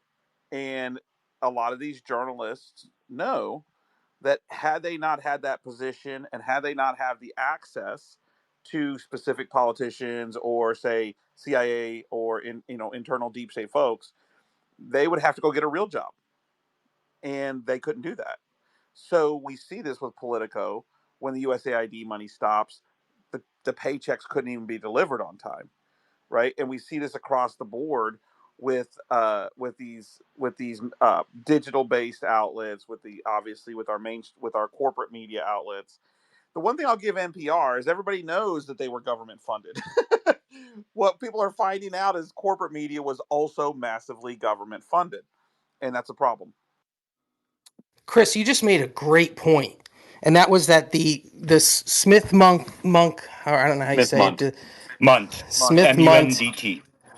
Revocation Act, which allows the government to basically practice propaganda, psyops through the media in the United States, was the defining moment of how the federal government took over the corporate legacy media. That was their in, and it took two sides. So the media said, sure, we'll play ball.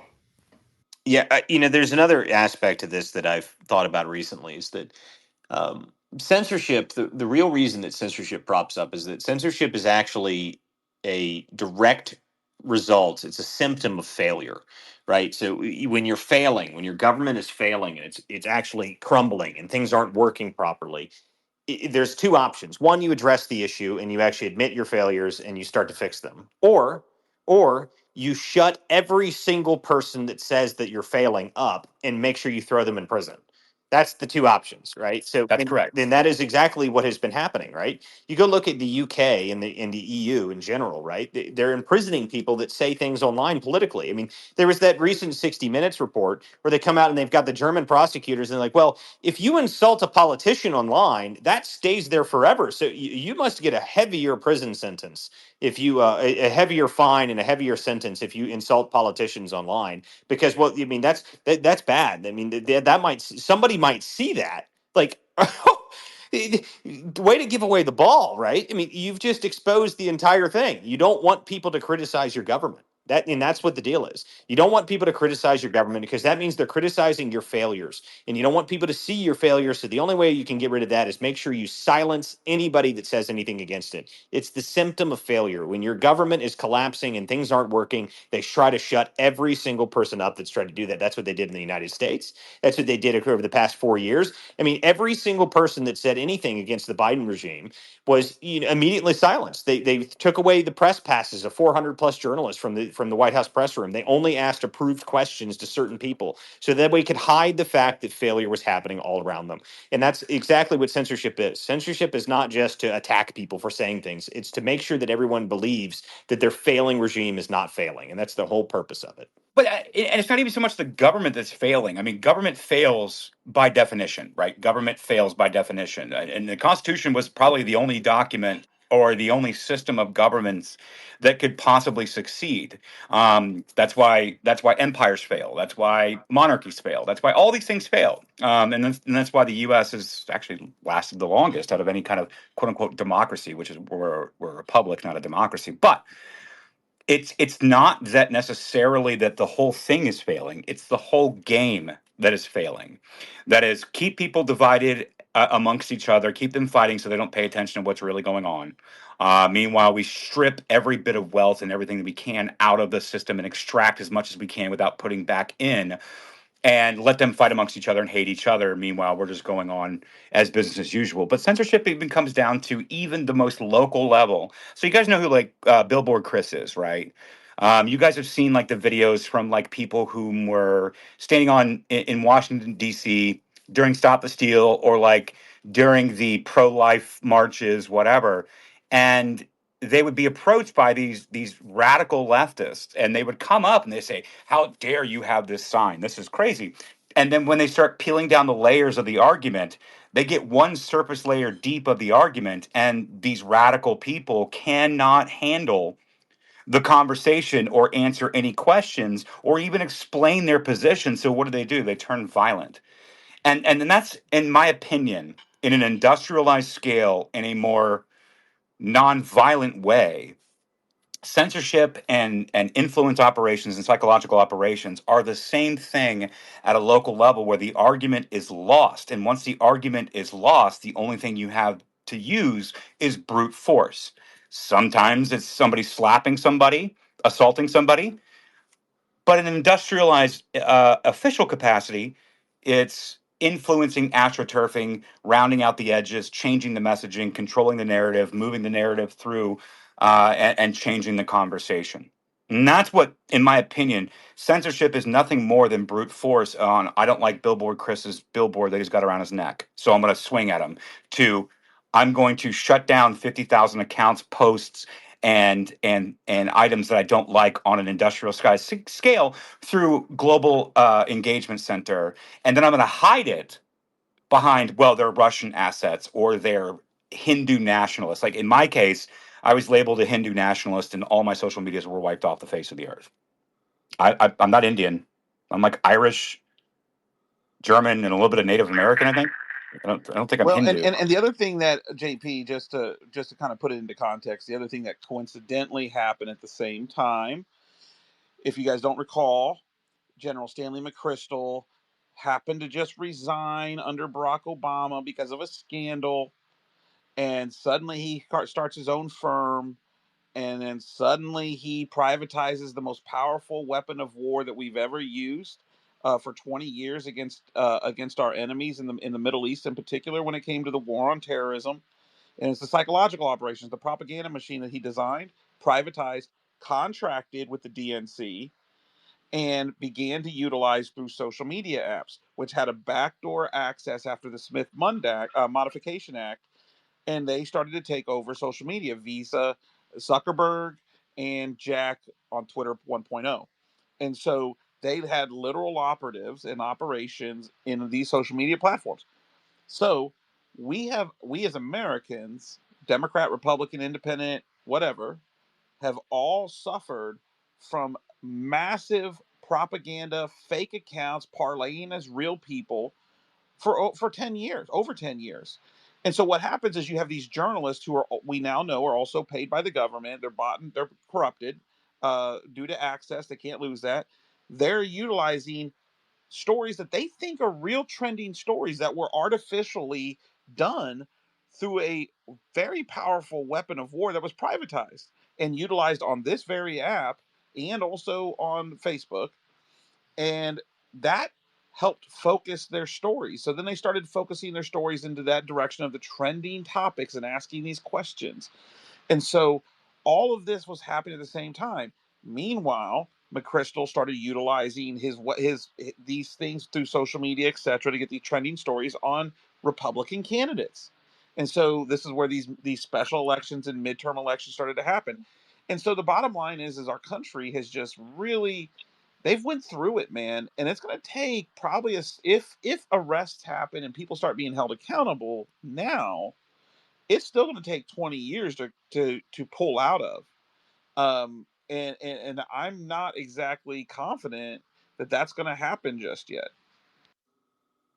Well, Don't we need to stay in power the way we are now, 20 years straight? yeah, but again, I think it requires the spine to ignore the noise and find the signal. To shout out to Steve Bannon, it's one of my favorite quotes. Ignore the noise, find the signal. I think that's a great quote because that's what this is. It's noise. Walter, how long have you and I been working on these influence op machines? Like, a matter of fact, identifying not only by name but by system, getting inside the system and actually looking at how they ran psychological operations. And then, by the way, through the CTI leak files by Matt Taibbi, finding the video where they talked about how they were able to influence the entire public to believe that an ISIS attack in Turkey was actually the actions of the Kurds. It wasn't ISIS, and convince the general public of this through psychological operation that was funded by our Pentagon and our Department of Defense through cutouts like Graphica, that they actually created these systems using British Army intelligence officers, people like S.J. Turp. We've talked about this. Like, we have the evidence. We have all of it. We've looked at it. We see this.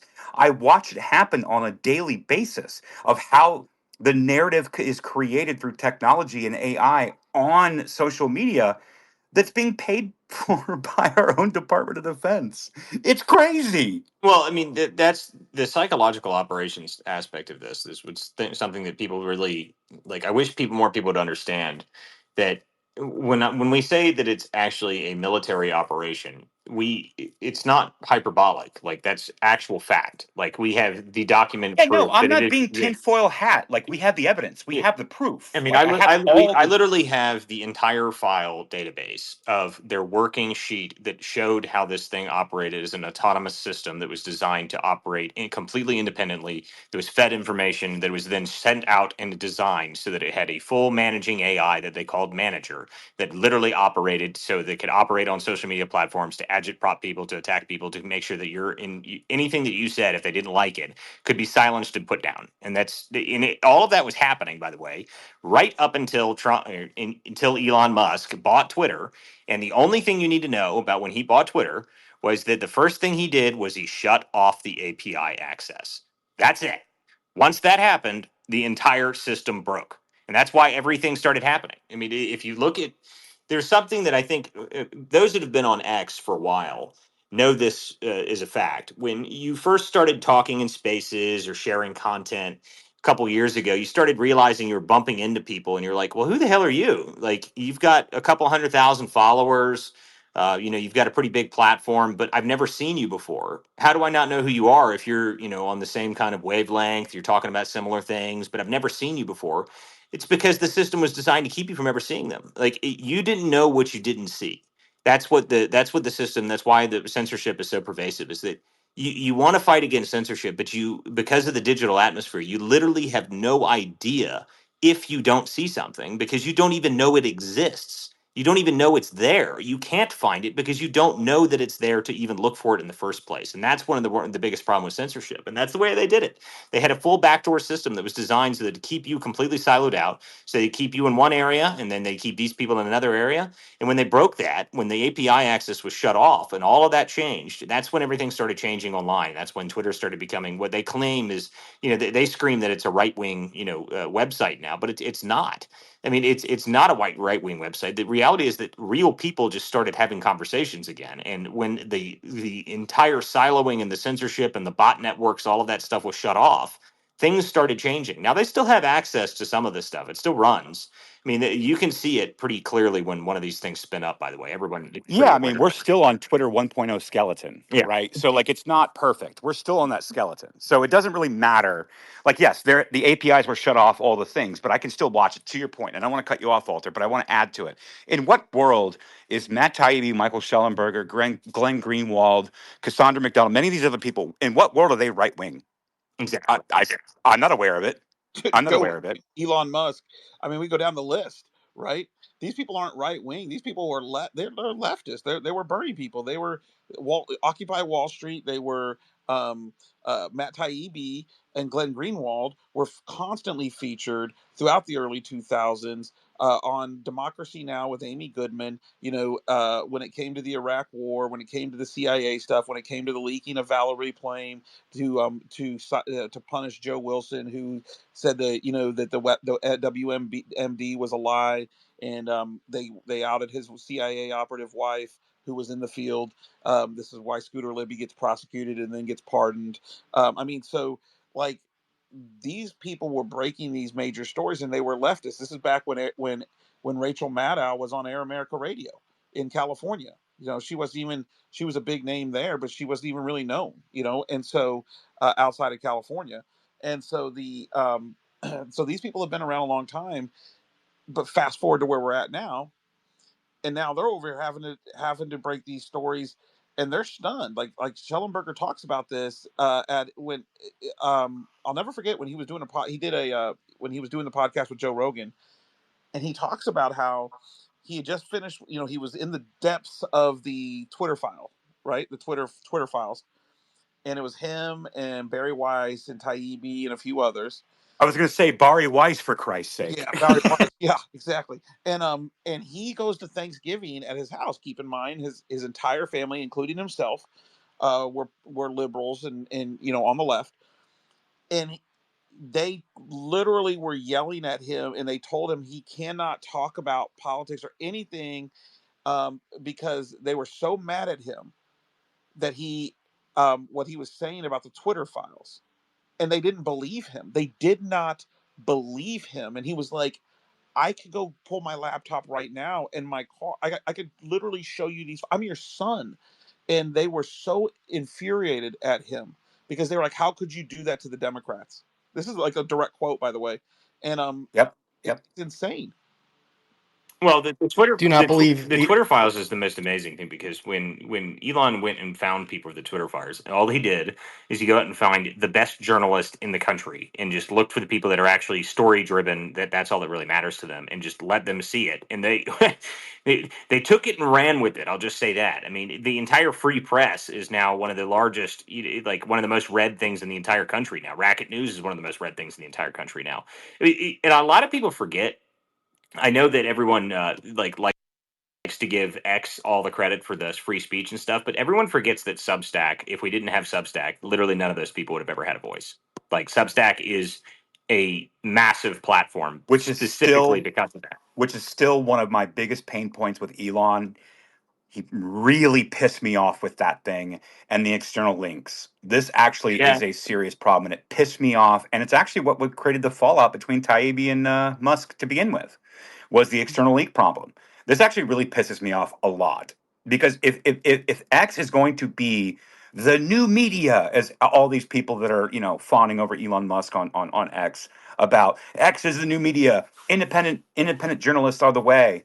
If we can't share external links to actually put a story together because there was reporting on it and the reporters that did the due diligence to make the reporting on it, if we can't share that in the web of the story that's being created, and then it gets no reach because we want to keep everything captioned on X, it really that thing really pissed me off, Walt. But go ahead, go ahead.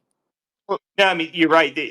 But at the same time, like I know why they did it because it's I actually do common too. practice. I I mean, know. I get it. I know they want everybody on to stay on the platform Right. because the way Eyeballs that equal ad revenue. I get it. I understand. exactly, exactly. I mean, and the deal is that it's not. It's standard practice on every single social media platform that's how that works. They don't want you to go to other places. The only place that it's not like that is Blue Cry, and no one cares about Blue Cry. Like not I like helped one develop person. their spaces, by the way. I was one of the beta testers for their Sky Spaces. I've heard it's actually cool too. I It heard that was. It system's was cool. Yeah. until people went searching my profile on X, and I got called a transphobe and all kinds of crazy things. so I could never speak in a space. So I stopped doing Sky Spaces. But yeah, I had a Blue Sky account for a week, and all I did is post Bible verses, and they banned my account. So I thought that was pretty funny. yeah, I just brought over the most atrocious memes against Democrats, and like I just go over there to clown. I don't even go over there. What Bible verses did I you I actually post, saw, and Walt? actually, this is a true story. Jesus. I actually saw The one of hell and ours. brimstone speech every single Yeah. time, dude. Hell and Walt brimstone. Walt comes into the room with a cross and a bottle of holy water, like he's about to do an exorcism and shit. Good There was morning, actually, I do citizens of remember Babylon. one of the comments that somebody made. They said, "Well, I'm a Wiccan. Do you believe that?" And I said, "No, you're a heretic."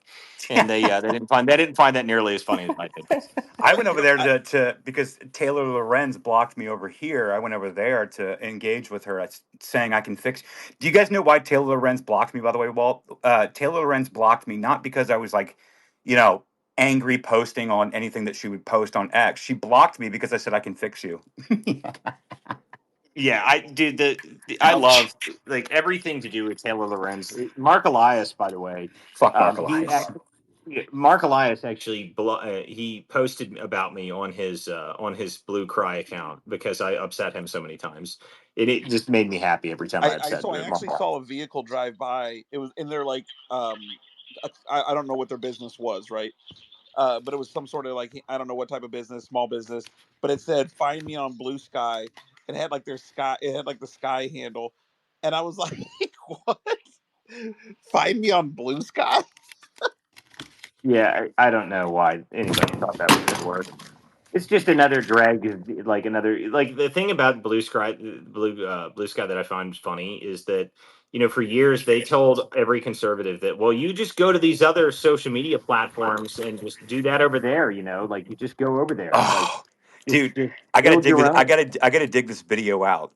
It was by some, Pepe Frog Anon, but they put together like a compilation, and this was basically during the time when Elon first bought X and the Twitter files started coming out, and they started saying, "Oh, well, you know what? I'm leaving X. I'm not doing this. You can find me on Mastodon." And then when they went over to Mastodon, they quickly found out that there were no filters, there was no censorship over there, and holy shit, was it like 4chan for Democrats that went over there after Oh, Elon bought see, X and that's one of the funniest things I find about the internet. It's like JP, you got a hot mic, by the way.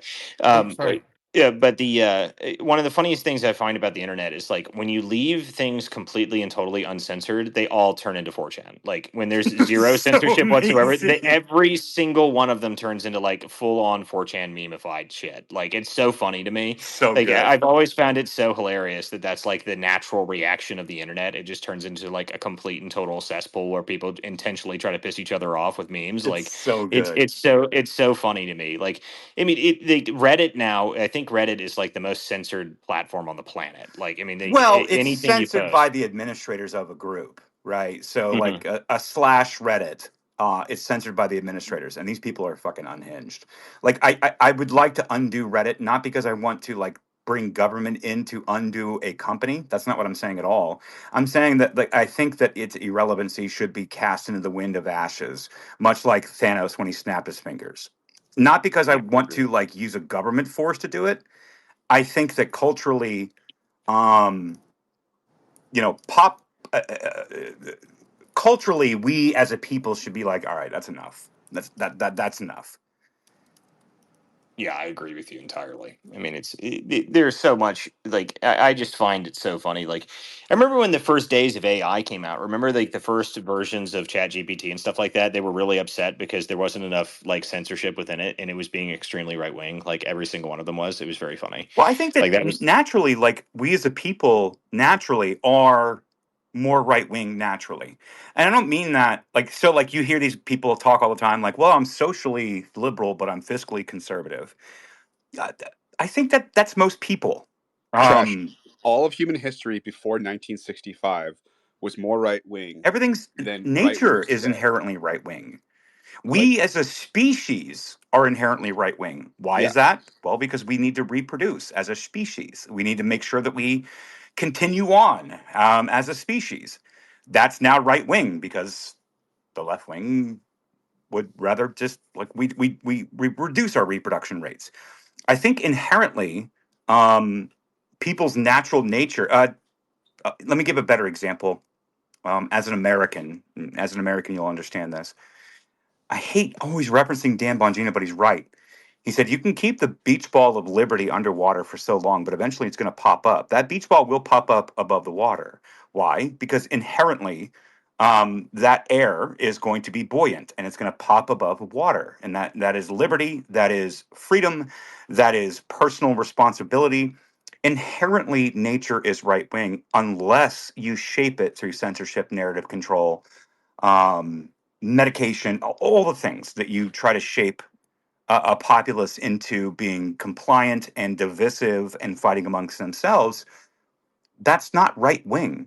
Right wing, and again, I'm not advocating that everyone should be right wing. I'm saying that you should be on a pursuit of truth and freedom, whatever that looks like, and that may look like that you're more on the average that you believe in more of a commune theory. I'm not calling you a communist. I'm saying that most people should pull their fair share, but it's being perverted and contorted into something.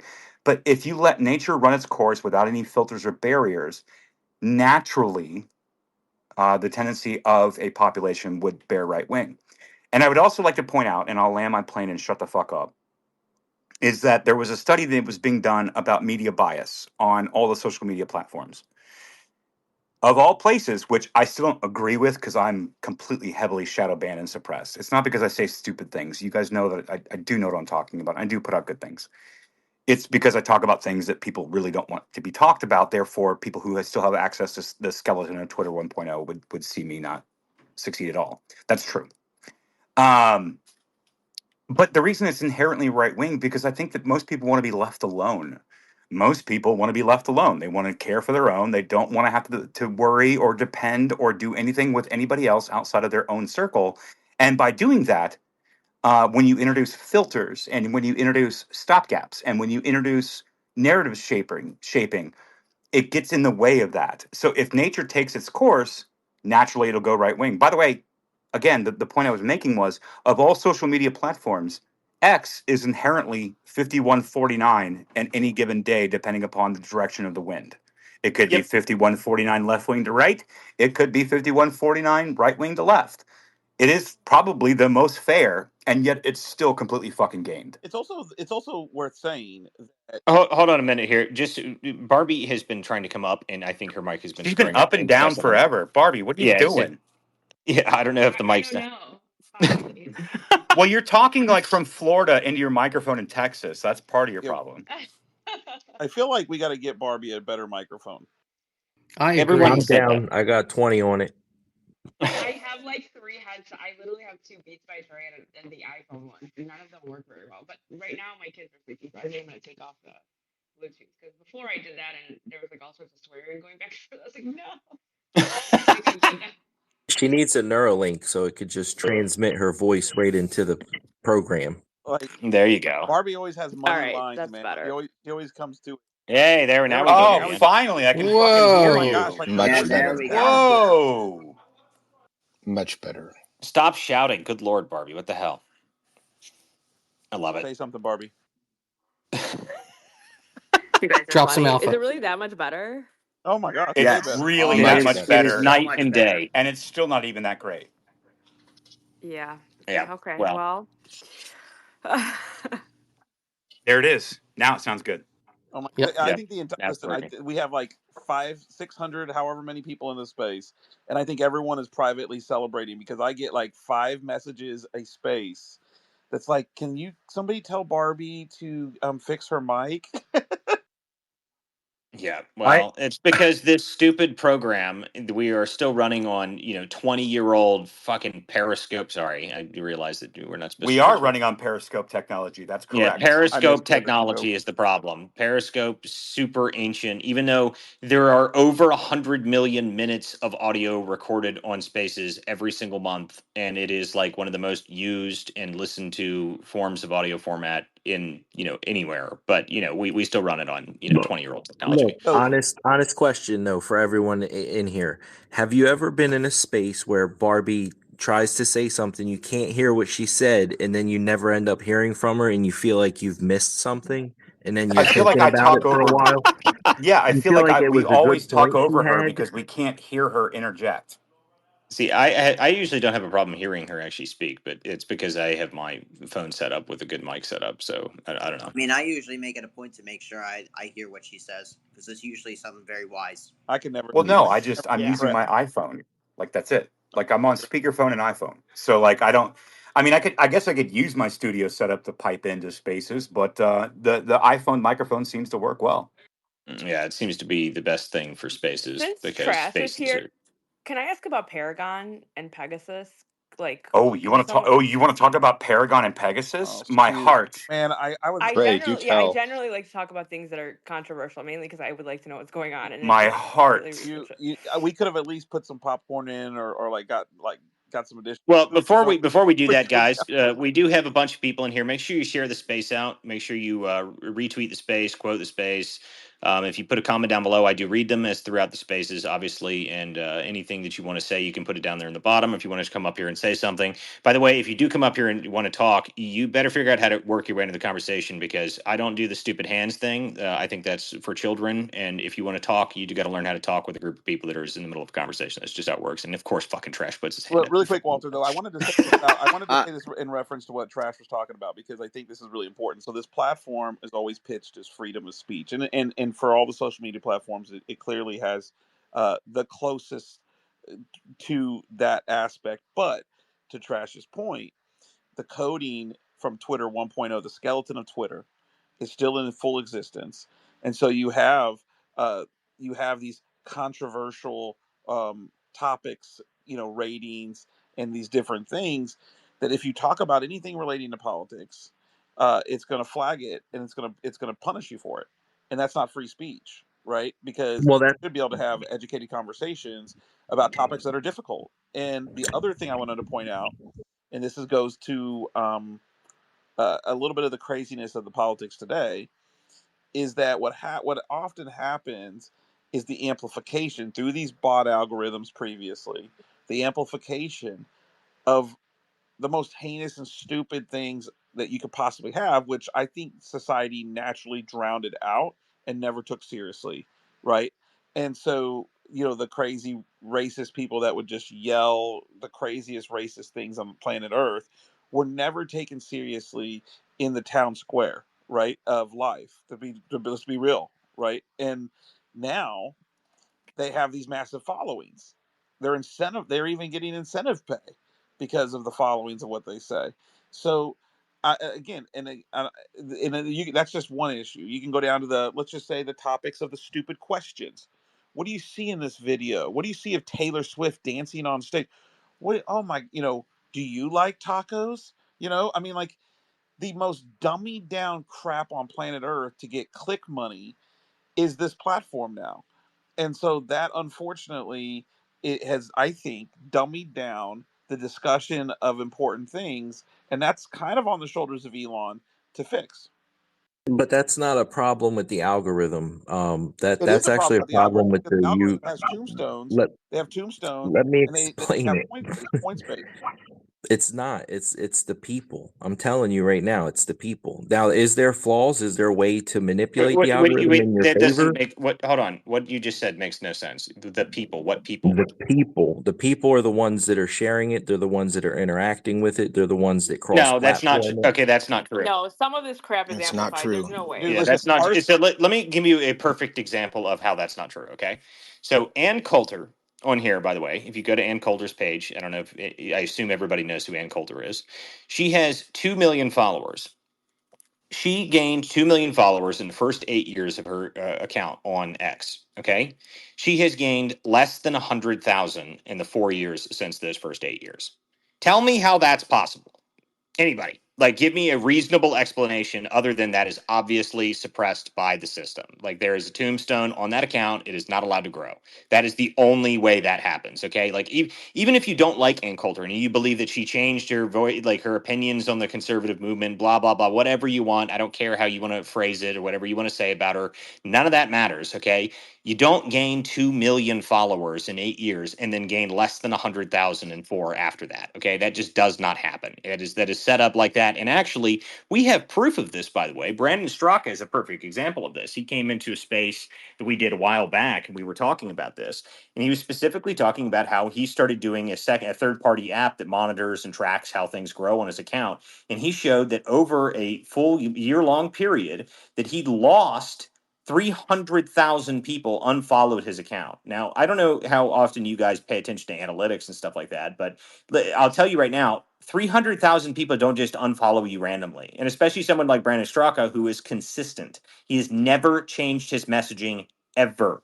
Okay, that doesn't just happen. All right, there's something set up so that that account specifically is not allowed to grow. It's not allowed to succeed. It's not allowed to move because based on the analytics that he had, the analytics showed that he was probably going to reach well over 1 million followers within that year, and it barely just cracked 1 million. I don't even know if he's at 1 million yet. I haven't checked in a while, but the deal Look, is that there's obviously tombstones set on certain accounts on here, and it's all old Twitter stuff. I mean, that's just how it is. Well, a lot of them manipulate the X API, and I don't know if people understand the price to that, but I don't think anyone in here has access to the enterprise API. It's very expensive. If you have access to that API, you can literally do the same things that they do. You can capture trends and all that stuff. The Yeah, free API it's is like 10 grand a garbage. month. It's It's like 10 grand a month. $41,000 a month. Okay, 41,000. Okay, it's It's gone a up. lot Okay. of fucking money. You But know if what you I was have that, thinking? you can use it. You guys are probably onto something. When did the new Twitter or whatever kick in? Does The anyone know the the date? the, the coding is still the same. It's it, I know, but The day that it kicked, the day that new Twitter showed up is roughly around the time that this my current account was created. So 22 or something like that. okay. Yeah, So April, I April. got on Twitter in August of 22. Okay, and I really think I missed all of that because I didn't really, I wasn't here when it was like everybody was censored and yada yada. So I feel like I missed all that, and I was honestly able to grow myself. I mean, I'm sure I have like some crazy psychotic lunatic bots following me because I'm on like 576 lists on a daily basis that I stopped checking because it's impossible to get rid of all of them at this point. They put me on a list every 2 seconds. But I mean, I think it's because I don't know. I'm just saying that if you use my account as reference, like it let me grow. Well, this is why I mentioned I think hold cross-platform on because the just a cross. second. Specifically on that point, I wanted to make. So I think you're probably right about that because my account. So I started my account in 22. I didn't really use it a whole lot up until roughly last year, and then I took a long break in between when the election was going because I was doing election stuff the whole time, and essentially I've grown this account from 3,000 to 85,000 followers in 3 months. So, you can grow on X if you put out consistent content. And, as long as your account's not attacked, I think you can do that. Yeah, Well, look, Walter, Walter, I'm gonna one ask you sec. a Let you me know, question. just interject with sorry, this just You to throw got that three out there. people information real talking. quick. Tom has been trying to get a word in for a minute. Tom, go ahead. So this is my first time in. I'm a huge fan of Barbies, and you're addressing the one thing that I've really not heard. My focus has been for the last 5 years election and nothing but that. If you look at David Clement's account, he has been absolutely crushed on X. I mean, totally crushed. And this is a man that arguably knows more about what's really going on in America in elections than anybody else. If you haven't seen his movie, Let My People go watch it tonight. Find it and go watch it. Let My People Go. He's an absolute genius, lawyer out of New Mexico, got fired. He has been crushed from the left. Everything you all are talking about tonight has a great deal of merit. It's fascinating, but I've not heard anybody addressing what is singularly the most important point still looming, and that is voter machine fraud.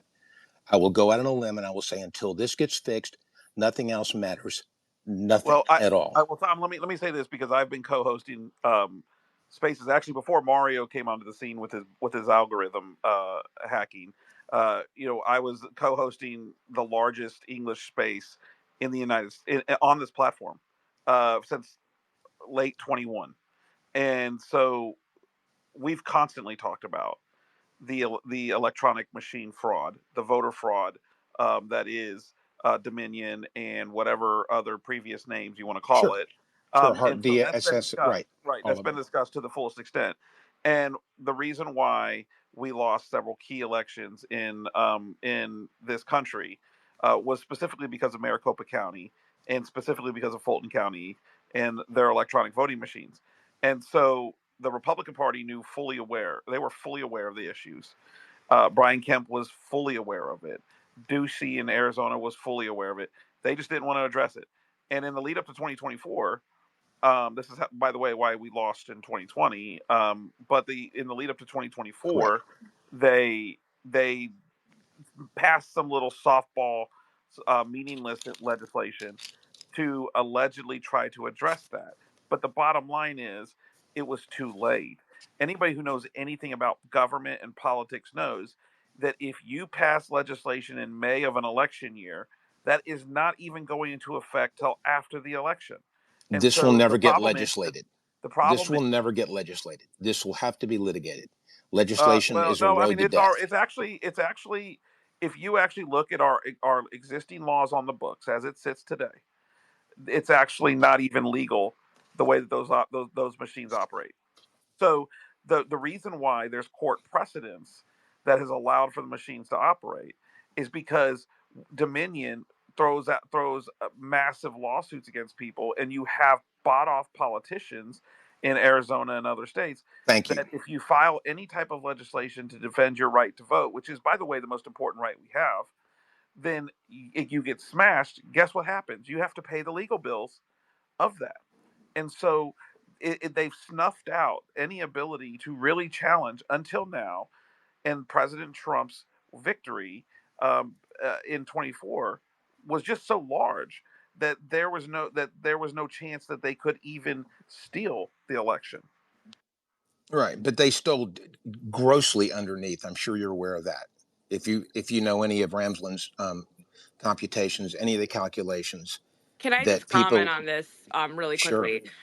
So the reason I don't touch the machine fraud is because that is not my lane of country. I know nothing about that. I can't speak to that. I'm sure there's other way more qualified people. I will tell you there's 100% fraud, but I think it's even easier than the machines. I think we can just go to the ballot harvesting, mail-in ballots, the no voter ID, the flooding of illegals. There's a million other ways which we could address the fraud. But aside from that, I don't want us to use fraud. There's definitely fraud. We definitely have to work on it. I talk about it like on a daily basis, especially easy things like nationwide voter ID. But I don't want us to use that and say we can't win elections, because that is not true. We can win elections. It's harder. Of course it's harder. Not, it's very hard. We have to all show up and be super engaged and do what we did in 2024. But we can't use that as an excuse, because we'll never get it fixed that way. The only way we're going to get this fixed is by replacing, in my opinion, from the all the way from your local level all the way on up. And it's going to take years and years, and in my opinion, I don't think it's I going to think really. I think I completely hold on a second. I completely agree with you. And there's another aspect to this that I try and tell people about. So when I do consulting for campaigns and I work with politicians and whatnot, specifically for Republicans, when I'm working any conservative that I try and get elected, right now the metric is we must win by 5 points. Like that's how it works. 5 points because you account for 5 points of fraud. I'm not even joking. That's what I tell people. Like that's how I set it up when I go into elections now. I say for any seat that you're running, you need to win by 5 points. And it is that you account for 5% fraud. And that's bad. That's horrible. But the deal is the game that we have is the game that we have. We can't figure it until, like Barbie just said, it'll take years for us to get all this stuff under control. But the deal is that you still got to play the game while you're playing it. You can't tell people that we're going to lose and we're never going to fix anything. And like you can't say that to people because that discourages people. And that's actually part of the op, right? They want you to not believe that your vote matters. They don't want you to go vote. And look, we already showed that we can do it. Okay, like we just did it in November. We proved it. Okay, 77 million people showed up and fucking voted for Trump. All right, they got him in office. It happened, right? And even though there was House seats that they obviously stole in California, that was more than obvious. Everybody knows it. But the thank deal you. is that Right. we still did it. I mean, we still won. We still managed to win a national election, and we flipped every single swing state. So you can win elections. It just requires absolute dedication to getting it done. And the problem I'm worried about is really that Trump is able to get people to go out and vote. No one is better. There is no one that is a substitute for getting Trump to getting the vote out. But the deal is we have to figure out how to answer for that because we only have 4 more years of Trump. Now, of course, we may get Emperor Trump and I think I might and actually have Octavian Bannon and Octavian Baron, Caesar, maybe his successor, and we may rule for 1,000 years. But I don't think that's realistic, really. So yeah, I think it's much more likely that we need to figure out what we're going to do when we don't have the best get out the vote person that has ever existed, that is a 50-year American icon that everybody in the entire planet knows who they are. So you might need to find some other way to get it out, because if Well, there's Wisconsin actually is, there was a way to do that. Like, so remember on election night, George Santos was talking about this something called the Obama snowflake. So I wrote a little piece on it. If it's fine with you, I could read it out just to explain a little bit about how it works. yeah, I mean, I know how Snowflake works generally. The idea is that it's supposed to be, it's almost like a what's it called, a multi-level marketing system. So you set up people around you, and then it moves out. It's a horizontally thing. So you set it up, and then you get outreach amongst you, and then they get outreach amongst them. It's a voting. It's not really like, I wouldn't even really consider it a voting system. It's just a outreach system that's very effective, and it's very useful. Uh, Brass tops. yeah, it's that's exactly what it is. It's grass tops. But the deal is that that's what that really is. And as Chris just said, who's a former Democratic operative, that is just how you do community outreach, get out the vote methods. Like that's just what that is. It's not something mystical or different. It's just something that the Republican Party has never done because they're stupid, and they believe that you can just talk about things in the Wall Street Journal and get votes done, which just does not work. So. By the way, I keep seeing videos of naked people in freaking airports. What is going on? Like, why do I keep seeing videos? This is like the 50th video I've seen in the past week of Yeah. random naked people in airports. Like, I is haven't any seen these. What the hell are you talking about? The Colin, distraction. Colin Rugg just put it away. This is 11 hours ago, but I mean, I just don't understand why I keep seeing these videos. Like, this is like Distraction. distraction from what? And listen, people get distracted by anything. Drones. What were the drones? Where did they go? The What drone, was they it? already answered the drones. They already answered it. They were from our own government. Like, that was like Yeah, but day why? two Trump of, Distraction. answered it. yeah, Trump literally answered it on like day two. Like, we already know that. Yeah. And I I'm gonna don't, and say everyone's, I'm gonna whenever people repeat say, distraction. by the way, when people say distraction, I think that's so funny to me, because listen, we get distracted by literally anything.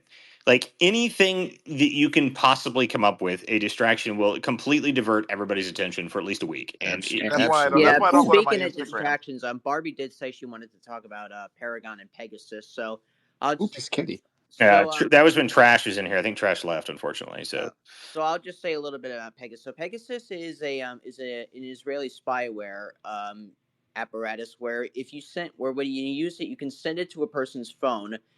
And the thing about it is that it's completely click free. So you send it to a person's phone, they don't have to touch it at all, and suddenly that the phone is completely compromised. They have everything on your phone, everything, like all your data, so text, so I'll give emails, you everything. I'll give you a bit more of understanding of what this means. By the way, it's actually not a hack of your phone. It's a hack that specifically goes after the notification cloud. Okay, so your notifications, specifically when you get, like, I don't know how many notifications you guys get, but I get like 25,000 a day. Like, I mean, at least. I mean, I have no idea how many I get. I stopped checking.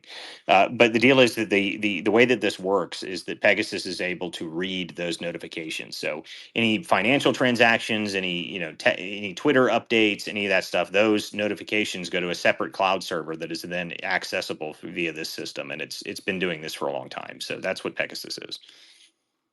And you have no idea that you are infected? Yes. Yeah. All phones Zero. have it. No. All phones have it. Everyone created after 2022 is required by federal law to have it in the U.S. Yep.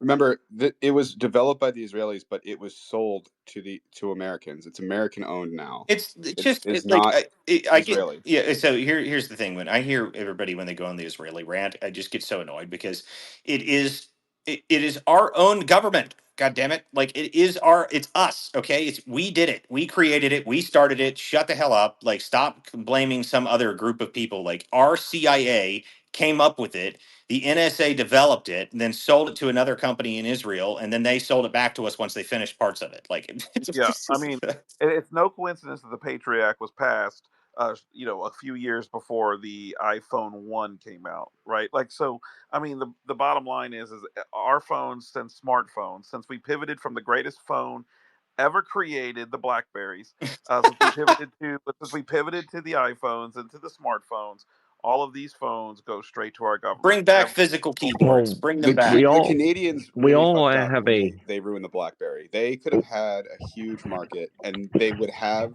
their freedom if they didn't get rid of RIM. I would we Hey, all I have listen, I a you know would what? You know totally what? A trade in identifier. company I'm for a upset didn't BlackBerry. succeed. What happened to Palm Pilots, dude? Those things were dope. Okay, they were Then way oh yeah, ahead of their time. 306. You were a Okay, 30650 guy, Walter. Listen, the Palm Pilot was way ahead of its time. They had styluses. They had really dope games on them. Like, all right, listen, Palm Pilot was like the future, and they completely imploded as a company. Yeah, they did. They did. They imploded so quick. I mean, I don't know. It's disappointing, but you know. Well, And by the way, shout in the old school Nokia phone that connected to all the rural IDEN towers and all the rural bandwidths, which was like you could get signal anywhere. And this was also, by the way, how Sprint ended up collapsing. Was Yes. Well, look, their IDEN.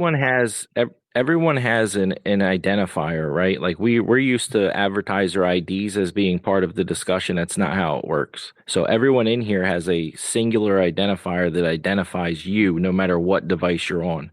And it can do this by all kinds of different algorithms that are running. So even if you change your phone and you have a new IMEI, it'll still eventually be able to tell who you are, whether it's because you're logging in at the same tower from the same location, etc.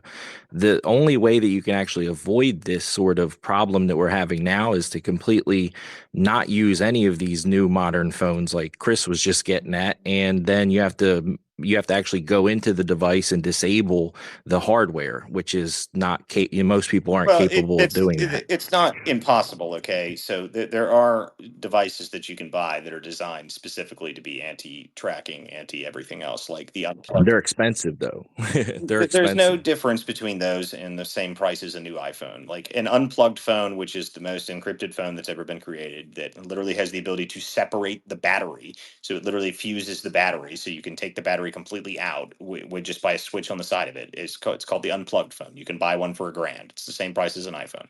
It's also known as phones before the Patriot Act.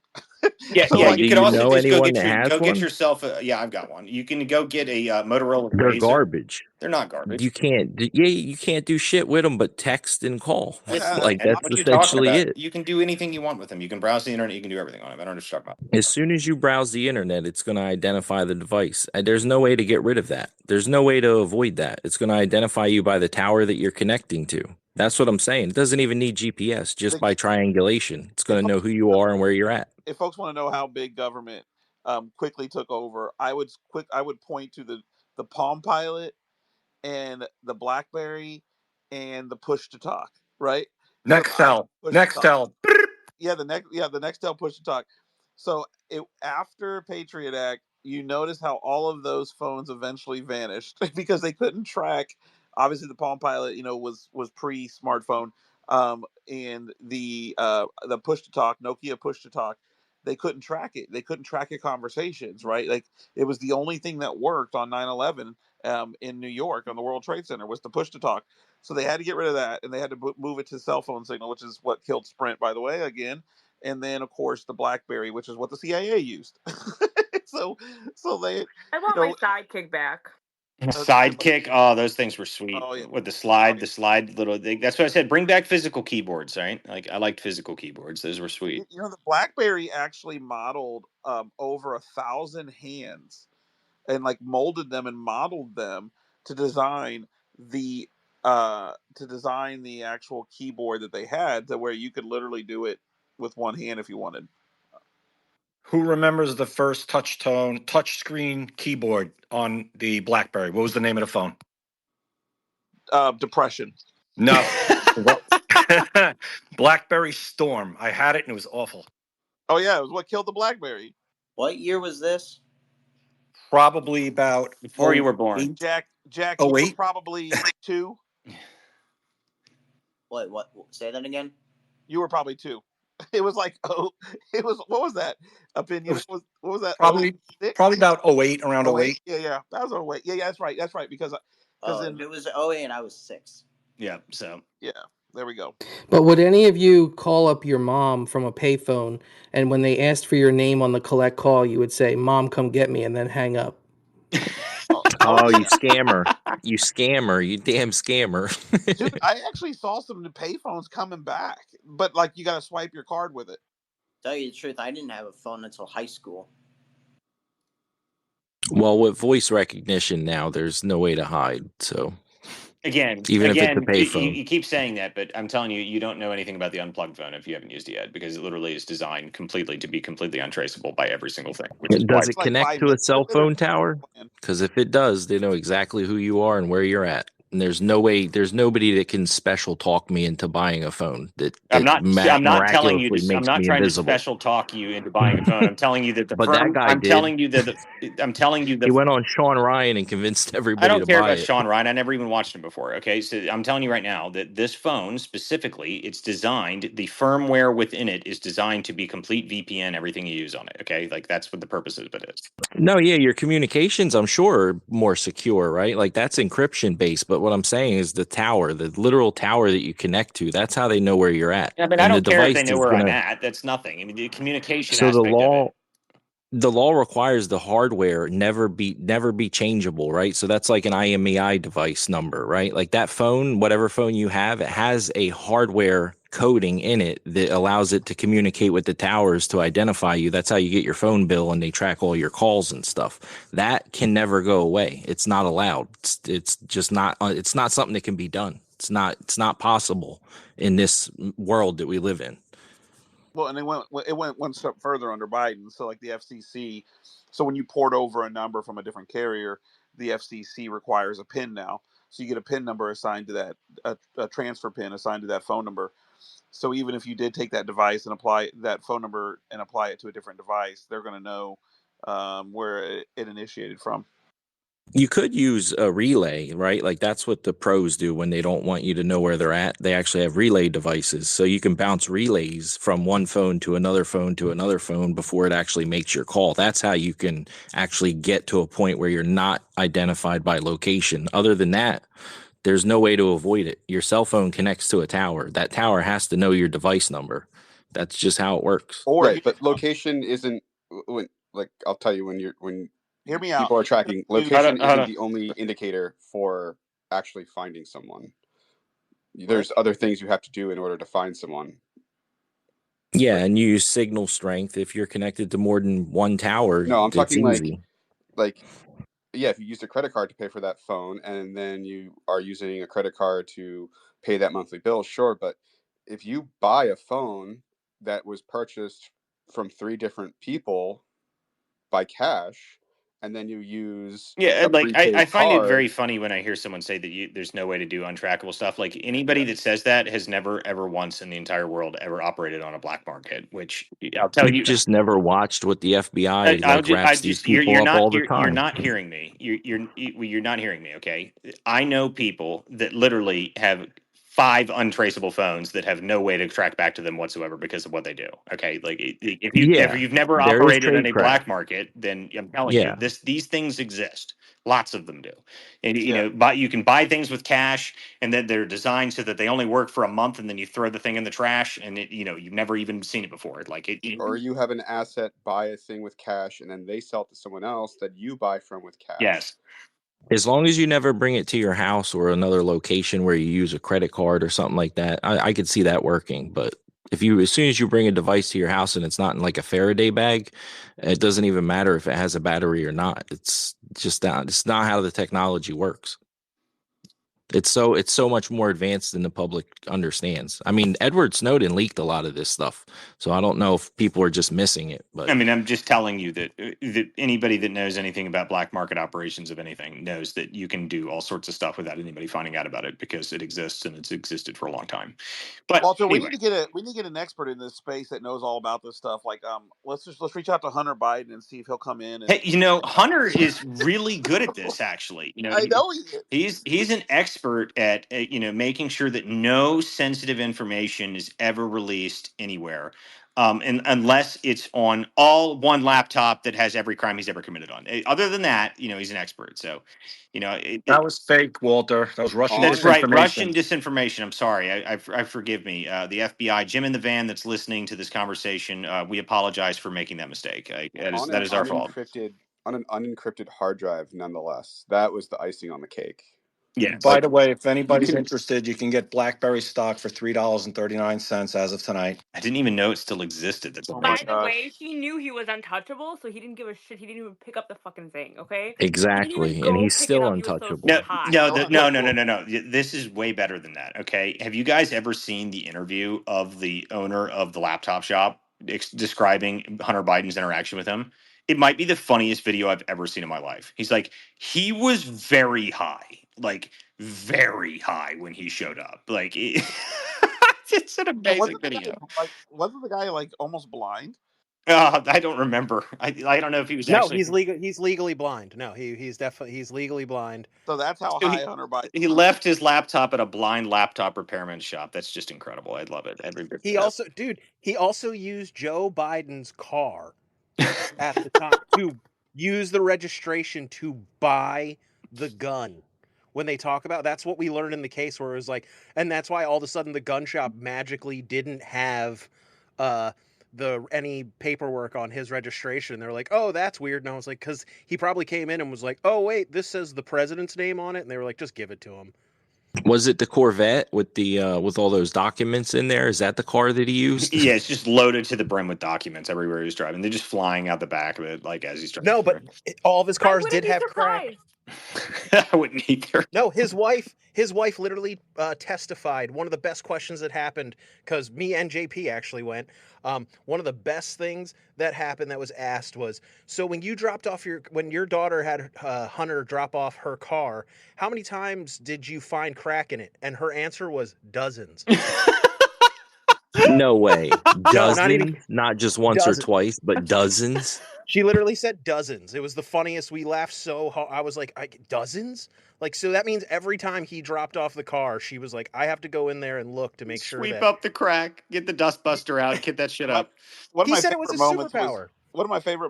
when they found cocaine in the White House, and everyone was like, "Whose cocaine was this?" And everyone's like, "Dude, this is obvious.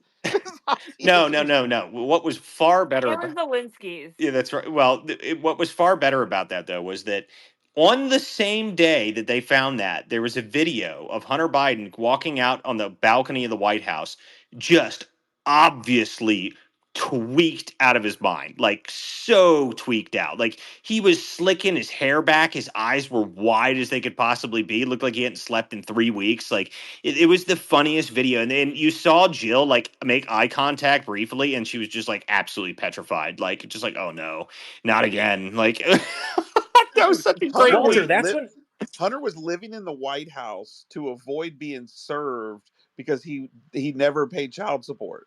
Like that was like a legit thing, I mean, and people listen, were just listen. like, We put "That's up a fake whole news." website that was the Hunter Biden report was very popular for a short period of time. It was supposedly it was a satire website that I wrote a bunch of satires from the perspective of Hunter Biden, and he was talking about his his mishaps with the cocaine in the White House, and it was you should go read it. I think it's still up. I'd have to check. I no, don't know if Walter, remember that's the idea that we had, because I helped you with that. With when you started doing it, remember I threw in a couple ideas, and the one idea that we came up with together is that it wasn't his cocaine. Remember, he was like, this is some Venezuelan bullshit. I only Oh, do the purest Colombian. Remember that, because that's he's an right. That's expert. right. That's right. The satire was that it wasn't good enough cocaine. That's what it was. It was. There's no way this trash could be mine. I only touched Peruvian. I mean, the Venezuelan trash must have been stepped on at least 3 or 4 times before I touched it. I mean, it couldn't have been mine. Like that's right. Because the entire perspective is that he was like a complete snob on how good of his cocaine he had. So yeah, that was a great web. I loved every minute of that. That was so much fun. And Hey, to be fair, it is good to be discerning on your cocaine because most of it's laced with fentanyl now. So at least he's being safe. Walter, I put that video up in the purple pill of him on the balcony. Oh yes, so dude. what's so crazy is that this dude is in Cape Town, South Africa, home of the USAID South African office, and he's living still has Secret Service protection. His entire livelihood is still being paid by U.S. tax dollars. Uh, it's the most insane thing ever, and Trump's like tried like 5 times to like stop him from being able to get this, and like these freaking permanent bureaucrats continue to fund his drug addiction and sex addiction. It's insane. Okay, so it turns out that this is still up. The Hunter Biden report is still up. So I'm going to put this article, this satire that I wrote. It was called "White House Wonderland." I'll put it down in the bottom so people can read this. I'll put it up in the top so people can read it too.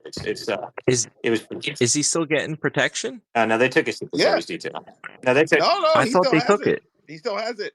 Laura Loomer has footage. They just shifted it to the State Department. I'm telling you, yeah. I mean, whatever. I don't know how it's being paid, but he definitely still has Secret Service protection. His Is he vehicles are still an definitely registered employee? to. That's the question. Is he still working for the State Department or USAID? I don't get it. Depends on The whose guy State at the Department you're talking It's about. obvious that Hunter He's was still up to working for something Joe. way That's who different. he's working There we for. go. So I put that satire article up in the top if you guys want to read it. It is that was a pretty good piece. I forgot about Vinny and I worked on that together. It was pretty good. And Oh, we had so much fun talking about it. it's got the video of him in the bottom of it. It has him with the him slicking his hair back up on the White House balcony, which is just beautiful. I thought that was So Vinny talking, but he shows up as listener on my screen. So, but I thought that was Vinny. yeah, that was a lot of fun doing the Hunter Biden report because we also were doing commentary with it. So like we had a Twitter account that was Hunter Biden. He was just replying to people just from the Hunter Biden perspective every time there was news about him. It was great. That was so much fun. Yeah, and that was after what's it called? That was after we did the what's it called interview in Texas. So that's why we were talking to, and that came out then. And I just remember us just coming up with that idea of like, no, we have to go the other way. It's low level. I think what is it? I think someone also said that there was actual. I think as weird as it is, didn't someone say like there was a good chance it was actually Kamala's, which makes it even funnier. Makes sense now. Kamala's well, that would explain a lot. Like Kamala's cocaine problem. That was actually it. That's amazing. All those Dude, people in the White House are medicated, man. You know, there's a pharmacy right in the White House. Those people are flying high on Adderall and their antidepressants. I mean, Well, that's we a certainly know Cory Booker was flying high on Adderall just by recent events. I've never seen a more unhinged, ridiculous rant. I think they like upped him to cocaine because towards I the mean, end just of the walking and the pacing and the freaking eyes, it was like Yeah, nuts. what was yeah, it that always someone the said? eyes. Someone said it Always gotta yesterday. watch He the didn't eyes. He's got blink that for 20. crazy He poopy didn't. eyes. that's what I'm He saying. didn't blink for 25 hours. I thought that was the That's what I Yeah, funniest asked those you are the comment. last yesterday, Walter. two. I was like, did he even blink through the entire world record filibuster? The filibuster of nothing. By Didn't the they way, release? Didn't the White House release or somebody? I think JP was just talking about it. Didn't they release like a list of all of the medicines or something that they were prescribing? And they used to call that the first guy that was there. He was yeah. giving out like OxyContin or something like that, You know what? You know what like from Cory the Booker? pharmacy. You know what Cory Booker reminded me of when you see one of these new meme coins launch, and like the influencer who's in charge of it is like, I'm gonna host a 72-hour long space, and we're gonna pump this motherfucker. And so Cory Booker was like, what can I do to stand out from the crowd? Yeah, I'm gonna host the longest filibuster. I'm gonna go to the empty room. That's what I'm gonna do. I love it. I have no idea what a meme coin is still, by the way. Oh my God, you got to get some the retard finder token, man. It's taken off. He was in here Retard before. Finder Don't. was actually in the space earlier. Yes, Barbie, because you need a token. Barbie, you need a token. You got to I need compete someone with to speak retard. English to me. I don't even know what you guys are saying. She already has 40 of them. Remember that guy that was on the space the one time? They already have Barbie tokens out there. Yeah, I just don't even understand what that means. Again, hopefully, It's it's it's really good. think of it as like a stock sort of. It's like a It's stock a with stock that goes straight down. That's the yeah. best way to describe them. I mean, Yeah, it meme was like coins it's a go 4 they go billion straight coins up were and worth then they go $30. straight down. Like that's the way that works. It's Listen, Like those retard penny chicken. stocks from I've Wolf of Wall literally meme Street. coins are retard chicken. Barbie, listen is the deal. Wolf of Wall Street's the perfect description of One the day meme we're gonna coins. bring in the meme coin expert here, Razzle Frost, the MF and crocodile of Wall Street. I don't think you guys realize that JP and I literally ran like our own crypto agency for like a full 8-9 months during the bull run. Yeah, you've got your crypto experts right here, guys. Just fire Dude, away. I'm joking. Yeah, experts. If you guys have never checked her out, I mean, I literally did build my own trading software for trading crypto, and you can buy it. Like I have it. So Oh yeah, I'm just saying it didn't come from a place of expertry when we first started. It came from a place of pure degeneracy. Oh Oh no, yeah, it's that's definitely a absolutely true. One steep Wait, learning curve. wait a second. steep learning Does curve is accurate. Walter, Very steep. does your system only do meme points? No, no, it's designed for layer one. So the meme coins was the first version of doing all this, and then we realized that you make more money actually trading real things. So yeah, we built it for real things, or at least I built it Yeah, for real things. the last token I launched, I believe, was called Trump Plaza Gaza, Oh which yeah, was yeah, I was inspired from Walt's tweet about Trump taking over the Gaza Strip. yes, the Gaza Plaza Resorts and Spa. It's going to be lit. I love it. I know at one point I had like 1.5 million Shiba or something. Damn. Dude, you should have kept that. That's worth probably I don't even know what that's worth now. What is that worth now? Probably over $1 billion. Oh my god! I don't even know what she was at trading at right now. I'm checking right now. Actually, Back then it was like at 0.0000018 or something. okay, yeah, no, Shiba is at it's 4012, so a million. You would have had a couple grand. Well, it depends on Yeah, when he got it. If it was Yeah. multiple zeros before that, he would have had a lot more than a couple grand. yeah, it was definitely more than 4 zeros. That's for sure. Okay. Well, anyway, Anybody ever have any NFTs? God, that's Yes, even sir. bigger scam. Oh, I have a couple that are worth nothing. Yeah, but I have some. I never got into the NFTs. I never understood it. Good for Oh you. yeah, Good. because they're like meme coins. They don't make much sense. It's kind of like a phenomenon that we're like discovering of like, like one way there are practical ways you can use them, but we don't use them that way. That's the thing that's crazy. Like a NFT could be like the title on your car and no one could Yeah. steal it from you. But that's not what we do with them. We put monkeys on them and then we sell them to each other like Pokemon cards. And They then would they're be great And they for cool. go for a car lot of titles. fucking Listen, money And too. listen, some, The yeah, some listen. go baddest for a lot of monkeys money, You some know, ever. go as good let as me new. explain to people in this space that don't know anything about this world. There was a NFT of a picture of a rock. There's a JPEG of a rock that sold for $750,000. An 8-bit rock. Yes, So a little bit of gray yes, on seven What hundred. the hell am I doing with my life? I should be doing that. Like You're not. It's seriously. literally it's Barbie, just take weaponized your photo and retardation. turn it into an NFT.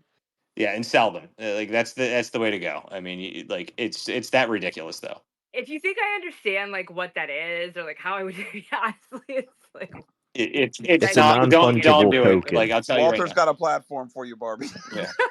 We literally built a whole trading software. Like we built an entire literally app software, all of it together. And then the market crashed and everything went away. Walt is a man of many hats. Let's just say that. Yes. I love All that of the us were once description in was Hunter we Biden's started. laptop, the coin. I love that you guys said the description. We started this out of degeneracy. I mean, that's really what it was. I mean, it's just pure degeneracy. I mean, like I to, love give it. As you most to give you enterprises reference are. of how I even got involved in this. I put $50 in when I first initially started screwing with this, and I made $70,000 in 2.5 weeks. Walt used to hate it. Walt used to call us retarded. Walt would be like, "What are you doing?" And then one day he was like, "I'll give it a try." And then he was like, "Wait a second," Yeah. and just like figured it out. I mean, I Yeah, that's could what tell happened you. to me. So, That's like, exactly what happened to me. Someone convinced me to buy Dogecoin when it was like 0.005 or something like that, and I bought a shit ton of it.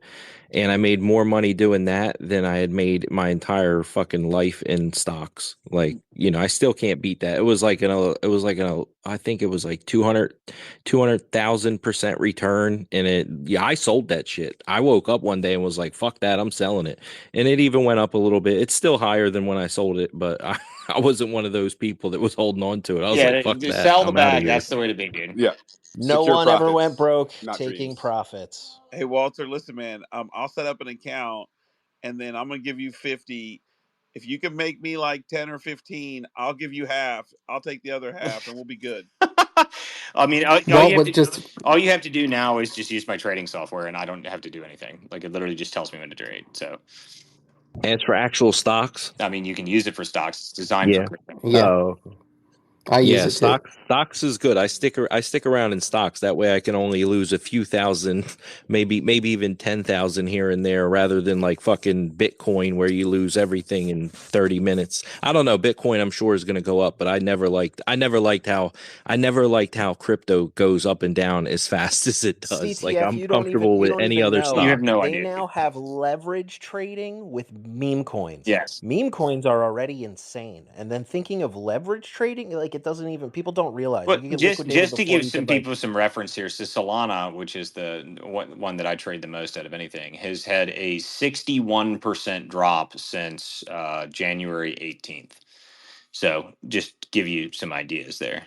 So you're saying to buy the dip. Don't remind me. Buy No, the dip. it doesn't work in crypto. There's no buying the dip in crypto. It's Okay, all a yeah. dip. so let's get the elephant out of the room here. Which one of you degenerates had Hawk Tua? I think everybody on the stage. Never. I missed I it. didn't even No, I I start missed missed it. it. crypto, but until before that, like I only started trading after that happened.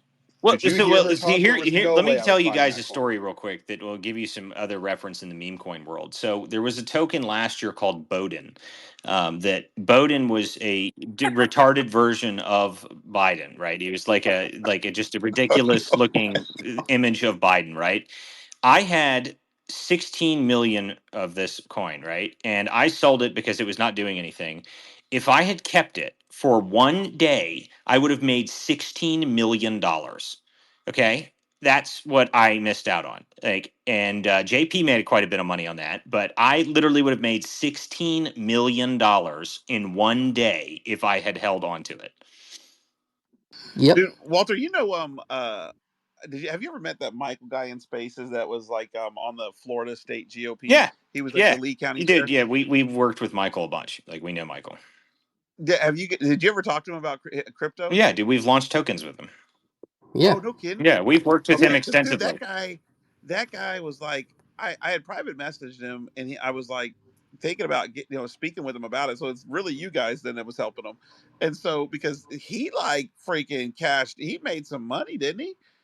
Yo, guys, listen. I saw like 3 weeks ago. I saw the I Find Retards account make a reply post that he was going to launch a meme coin. It was something like, "Wait till I launch a meme coin."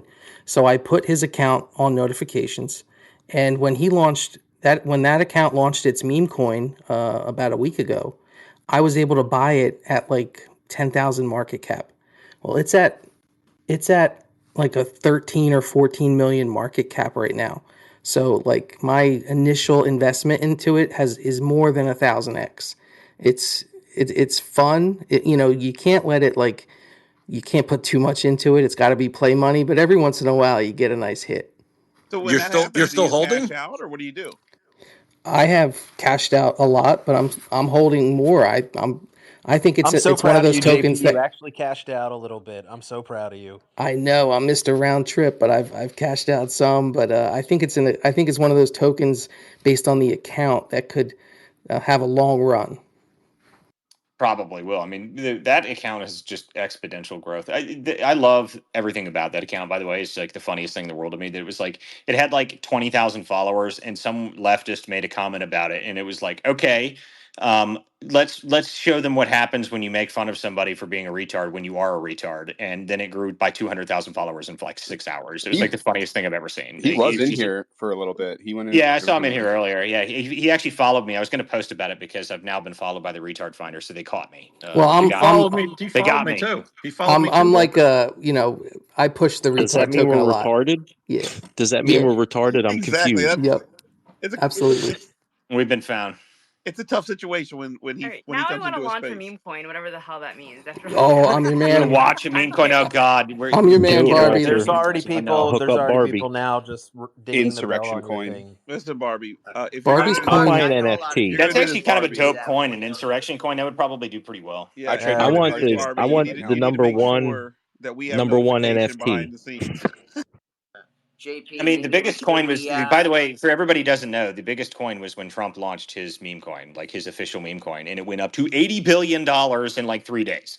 So, like if you think there's no money in this, you're crazy. Okay. Like there is massive, massive amounts Yeah, of but money in this. okay, so let me ask you this question because I'm literally a novice at this.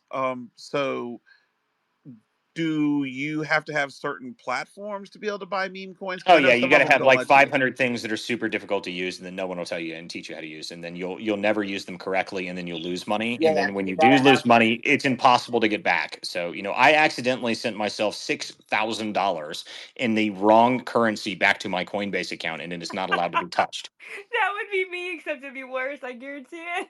That's why I'm not allowed to do this crap. Yeah, Just get a Phantom wallet, buy some Solana, and trade some shit coins. That's all you need to do. Is that Even it's what the fun. mouth is that breathers are Listen, it doing wallet? it. is. There's nothing. I will say it is a whole lot of fun, but it's also extremely time consuming to make any real money from it. Is there actually a coin called shitcoin though? That's the one I Yes, want to go for. Yes. yes, Of it's course. worth like it's worth like I will tell you $60 this: my million dollars at roommate least. is like very good at this trading stuff now. I mean, what happens is he stays up all night doing trades. Yep, that's the only way that you can do it. You literally have to live like an animal that only wakes up and like you're attached to a computer, and the computer is about 4 inches from your face, and that's the only way you can make money from it. Like I'd it's. rather be poor, I think, honestly. I'm telling Don't you. Yep. talk Barbie out of it, man. Come on, Barbie's token would fly. Let's do it. Dude, I'm not even kidding. There are definitely people who are dinging the bell on Insurrection Barbie's profile right now. That's how degenerate this is. Just Oh for yeah, the I fact don't you that even it's know probably what just possible. that gained. means. Like, what No, does. no, you just got notifications turned on by 1,000 degens. Like that's what just happened. So now there's going to be a bunch of degens asking you when you're launching your token for the next month. Yeah, Like I that's just what hit that means. Barbie's bell. Like, when you guys say that, I think of, like, Nickel City or something along those lines. Like, it's just such a out of this world conversation for me. I'm like, what the. Okay, so You should do Walter, one, what? but do How it much right. does Do it your right if you do platform it. cost? What now? How much does your The platform our cost? so the actual trading system that we built was an app that was designed to take fees as you used it. So you were actually able to launch a token from within the app itself, and it would launch it directly, and you could have it managing multiple wallets, and you could have it. It was a full trading Oh, system. I think he was talking about like your how you trade the L1s, like your Oh, my actual trader. I mean, I sell it to people who want to buy it. I just sell it for $500, the code for it, and I can teach you how to install it. Like that's how much that yeah, that's what he costs. did for me. So is that what Walter, that But Michael guy used too? Was yours? no, I don't think I ever sold Michael my trading system. Now, Michael, we did meme coins with, so that was a different. See, there's multiple systems, Chris. You have to be more specific with Walt. You know, there's a system for everything. Dude, I'm interested in crypto, but I'm also interested in meme coins. And All right, well let's chat, bro. I'll show you the way. Walt's Well, pretty good at so it too. I'll show you. I'll just take a picture and put it down in the bottom so people can see what my trading software does. hey You need to Walter, make a bundle of the Trump War Room and then get Walter, Barbie, JP, Chris, everybody, get them all a coin, right? And you start trading them like fucking trading cards.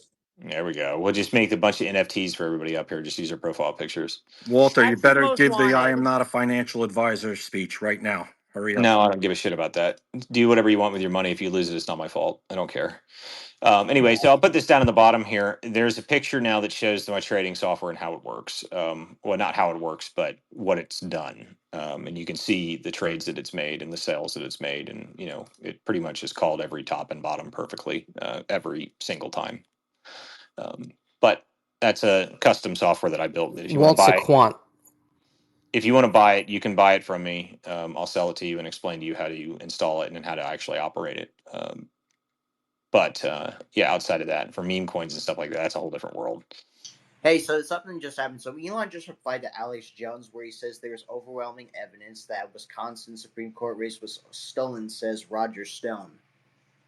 And Elon just replied, Really? Yeah, there was some fuckery afoot, but it's always that way. And, like I said, they sent in that New Jersey team. Chris knows what I'm talking about.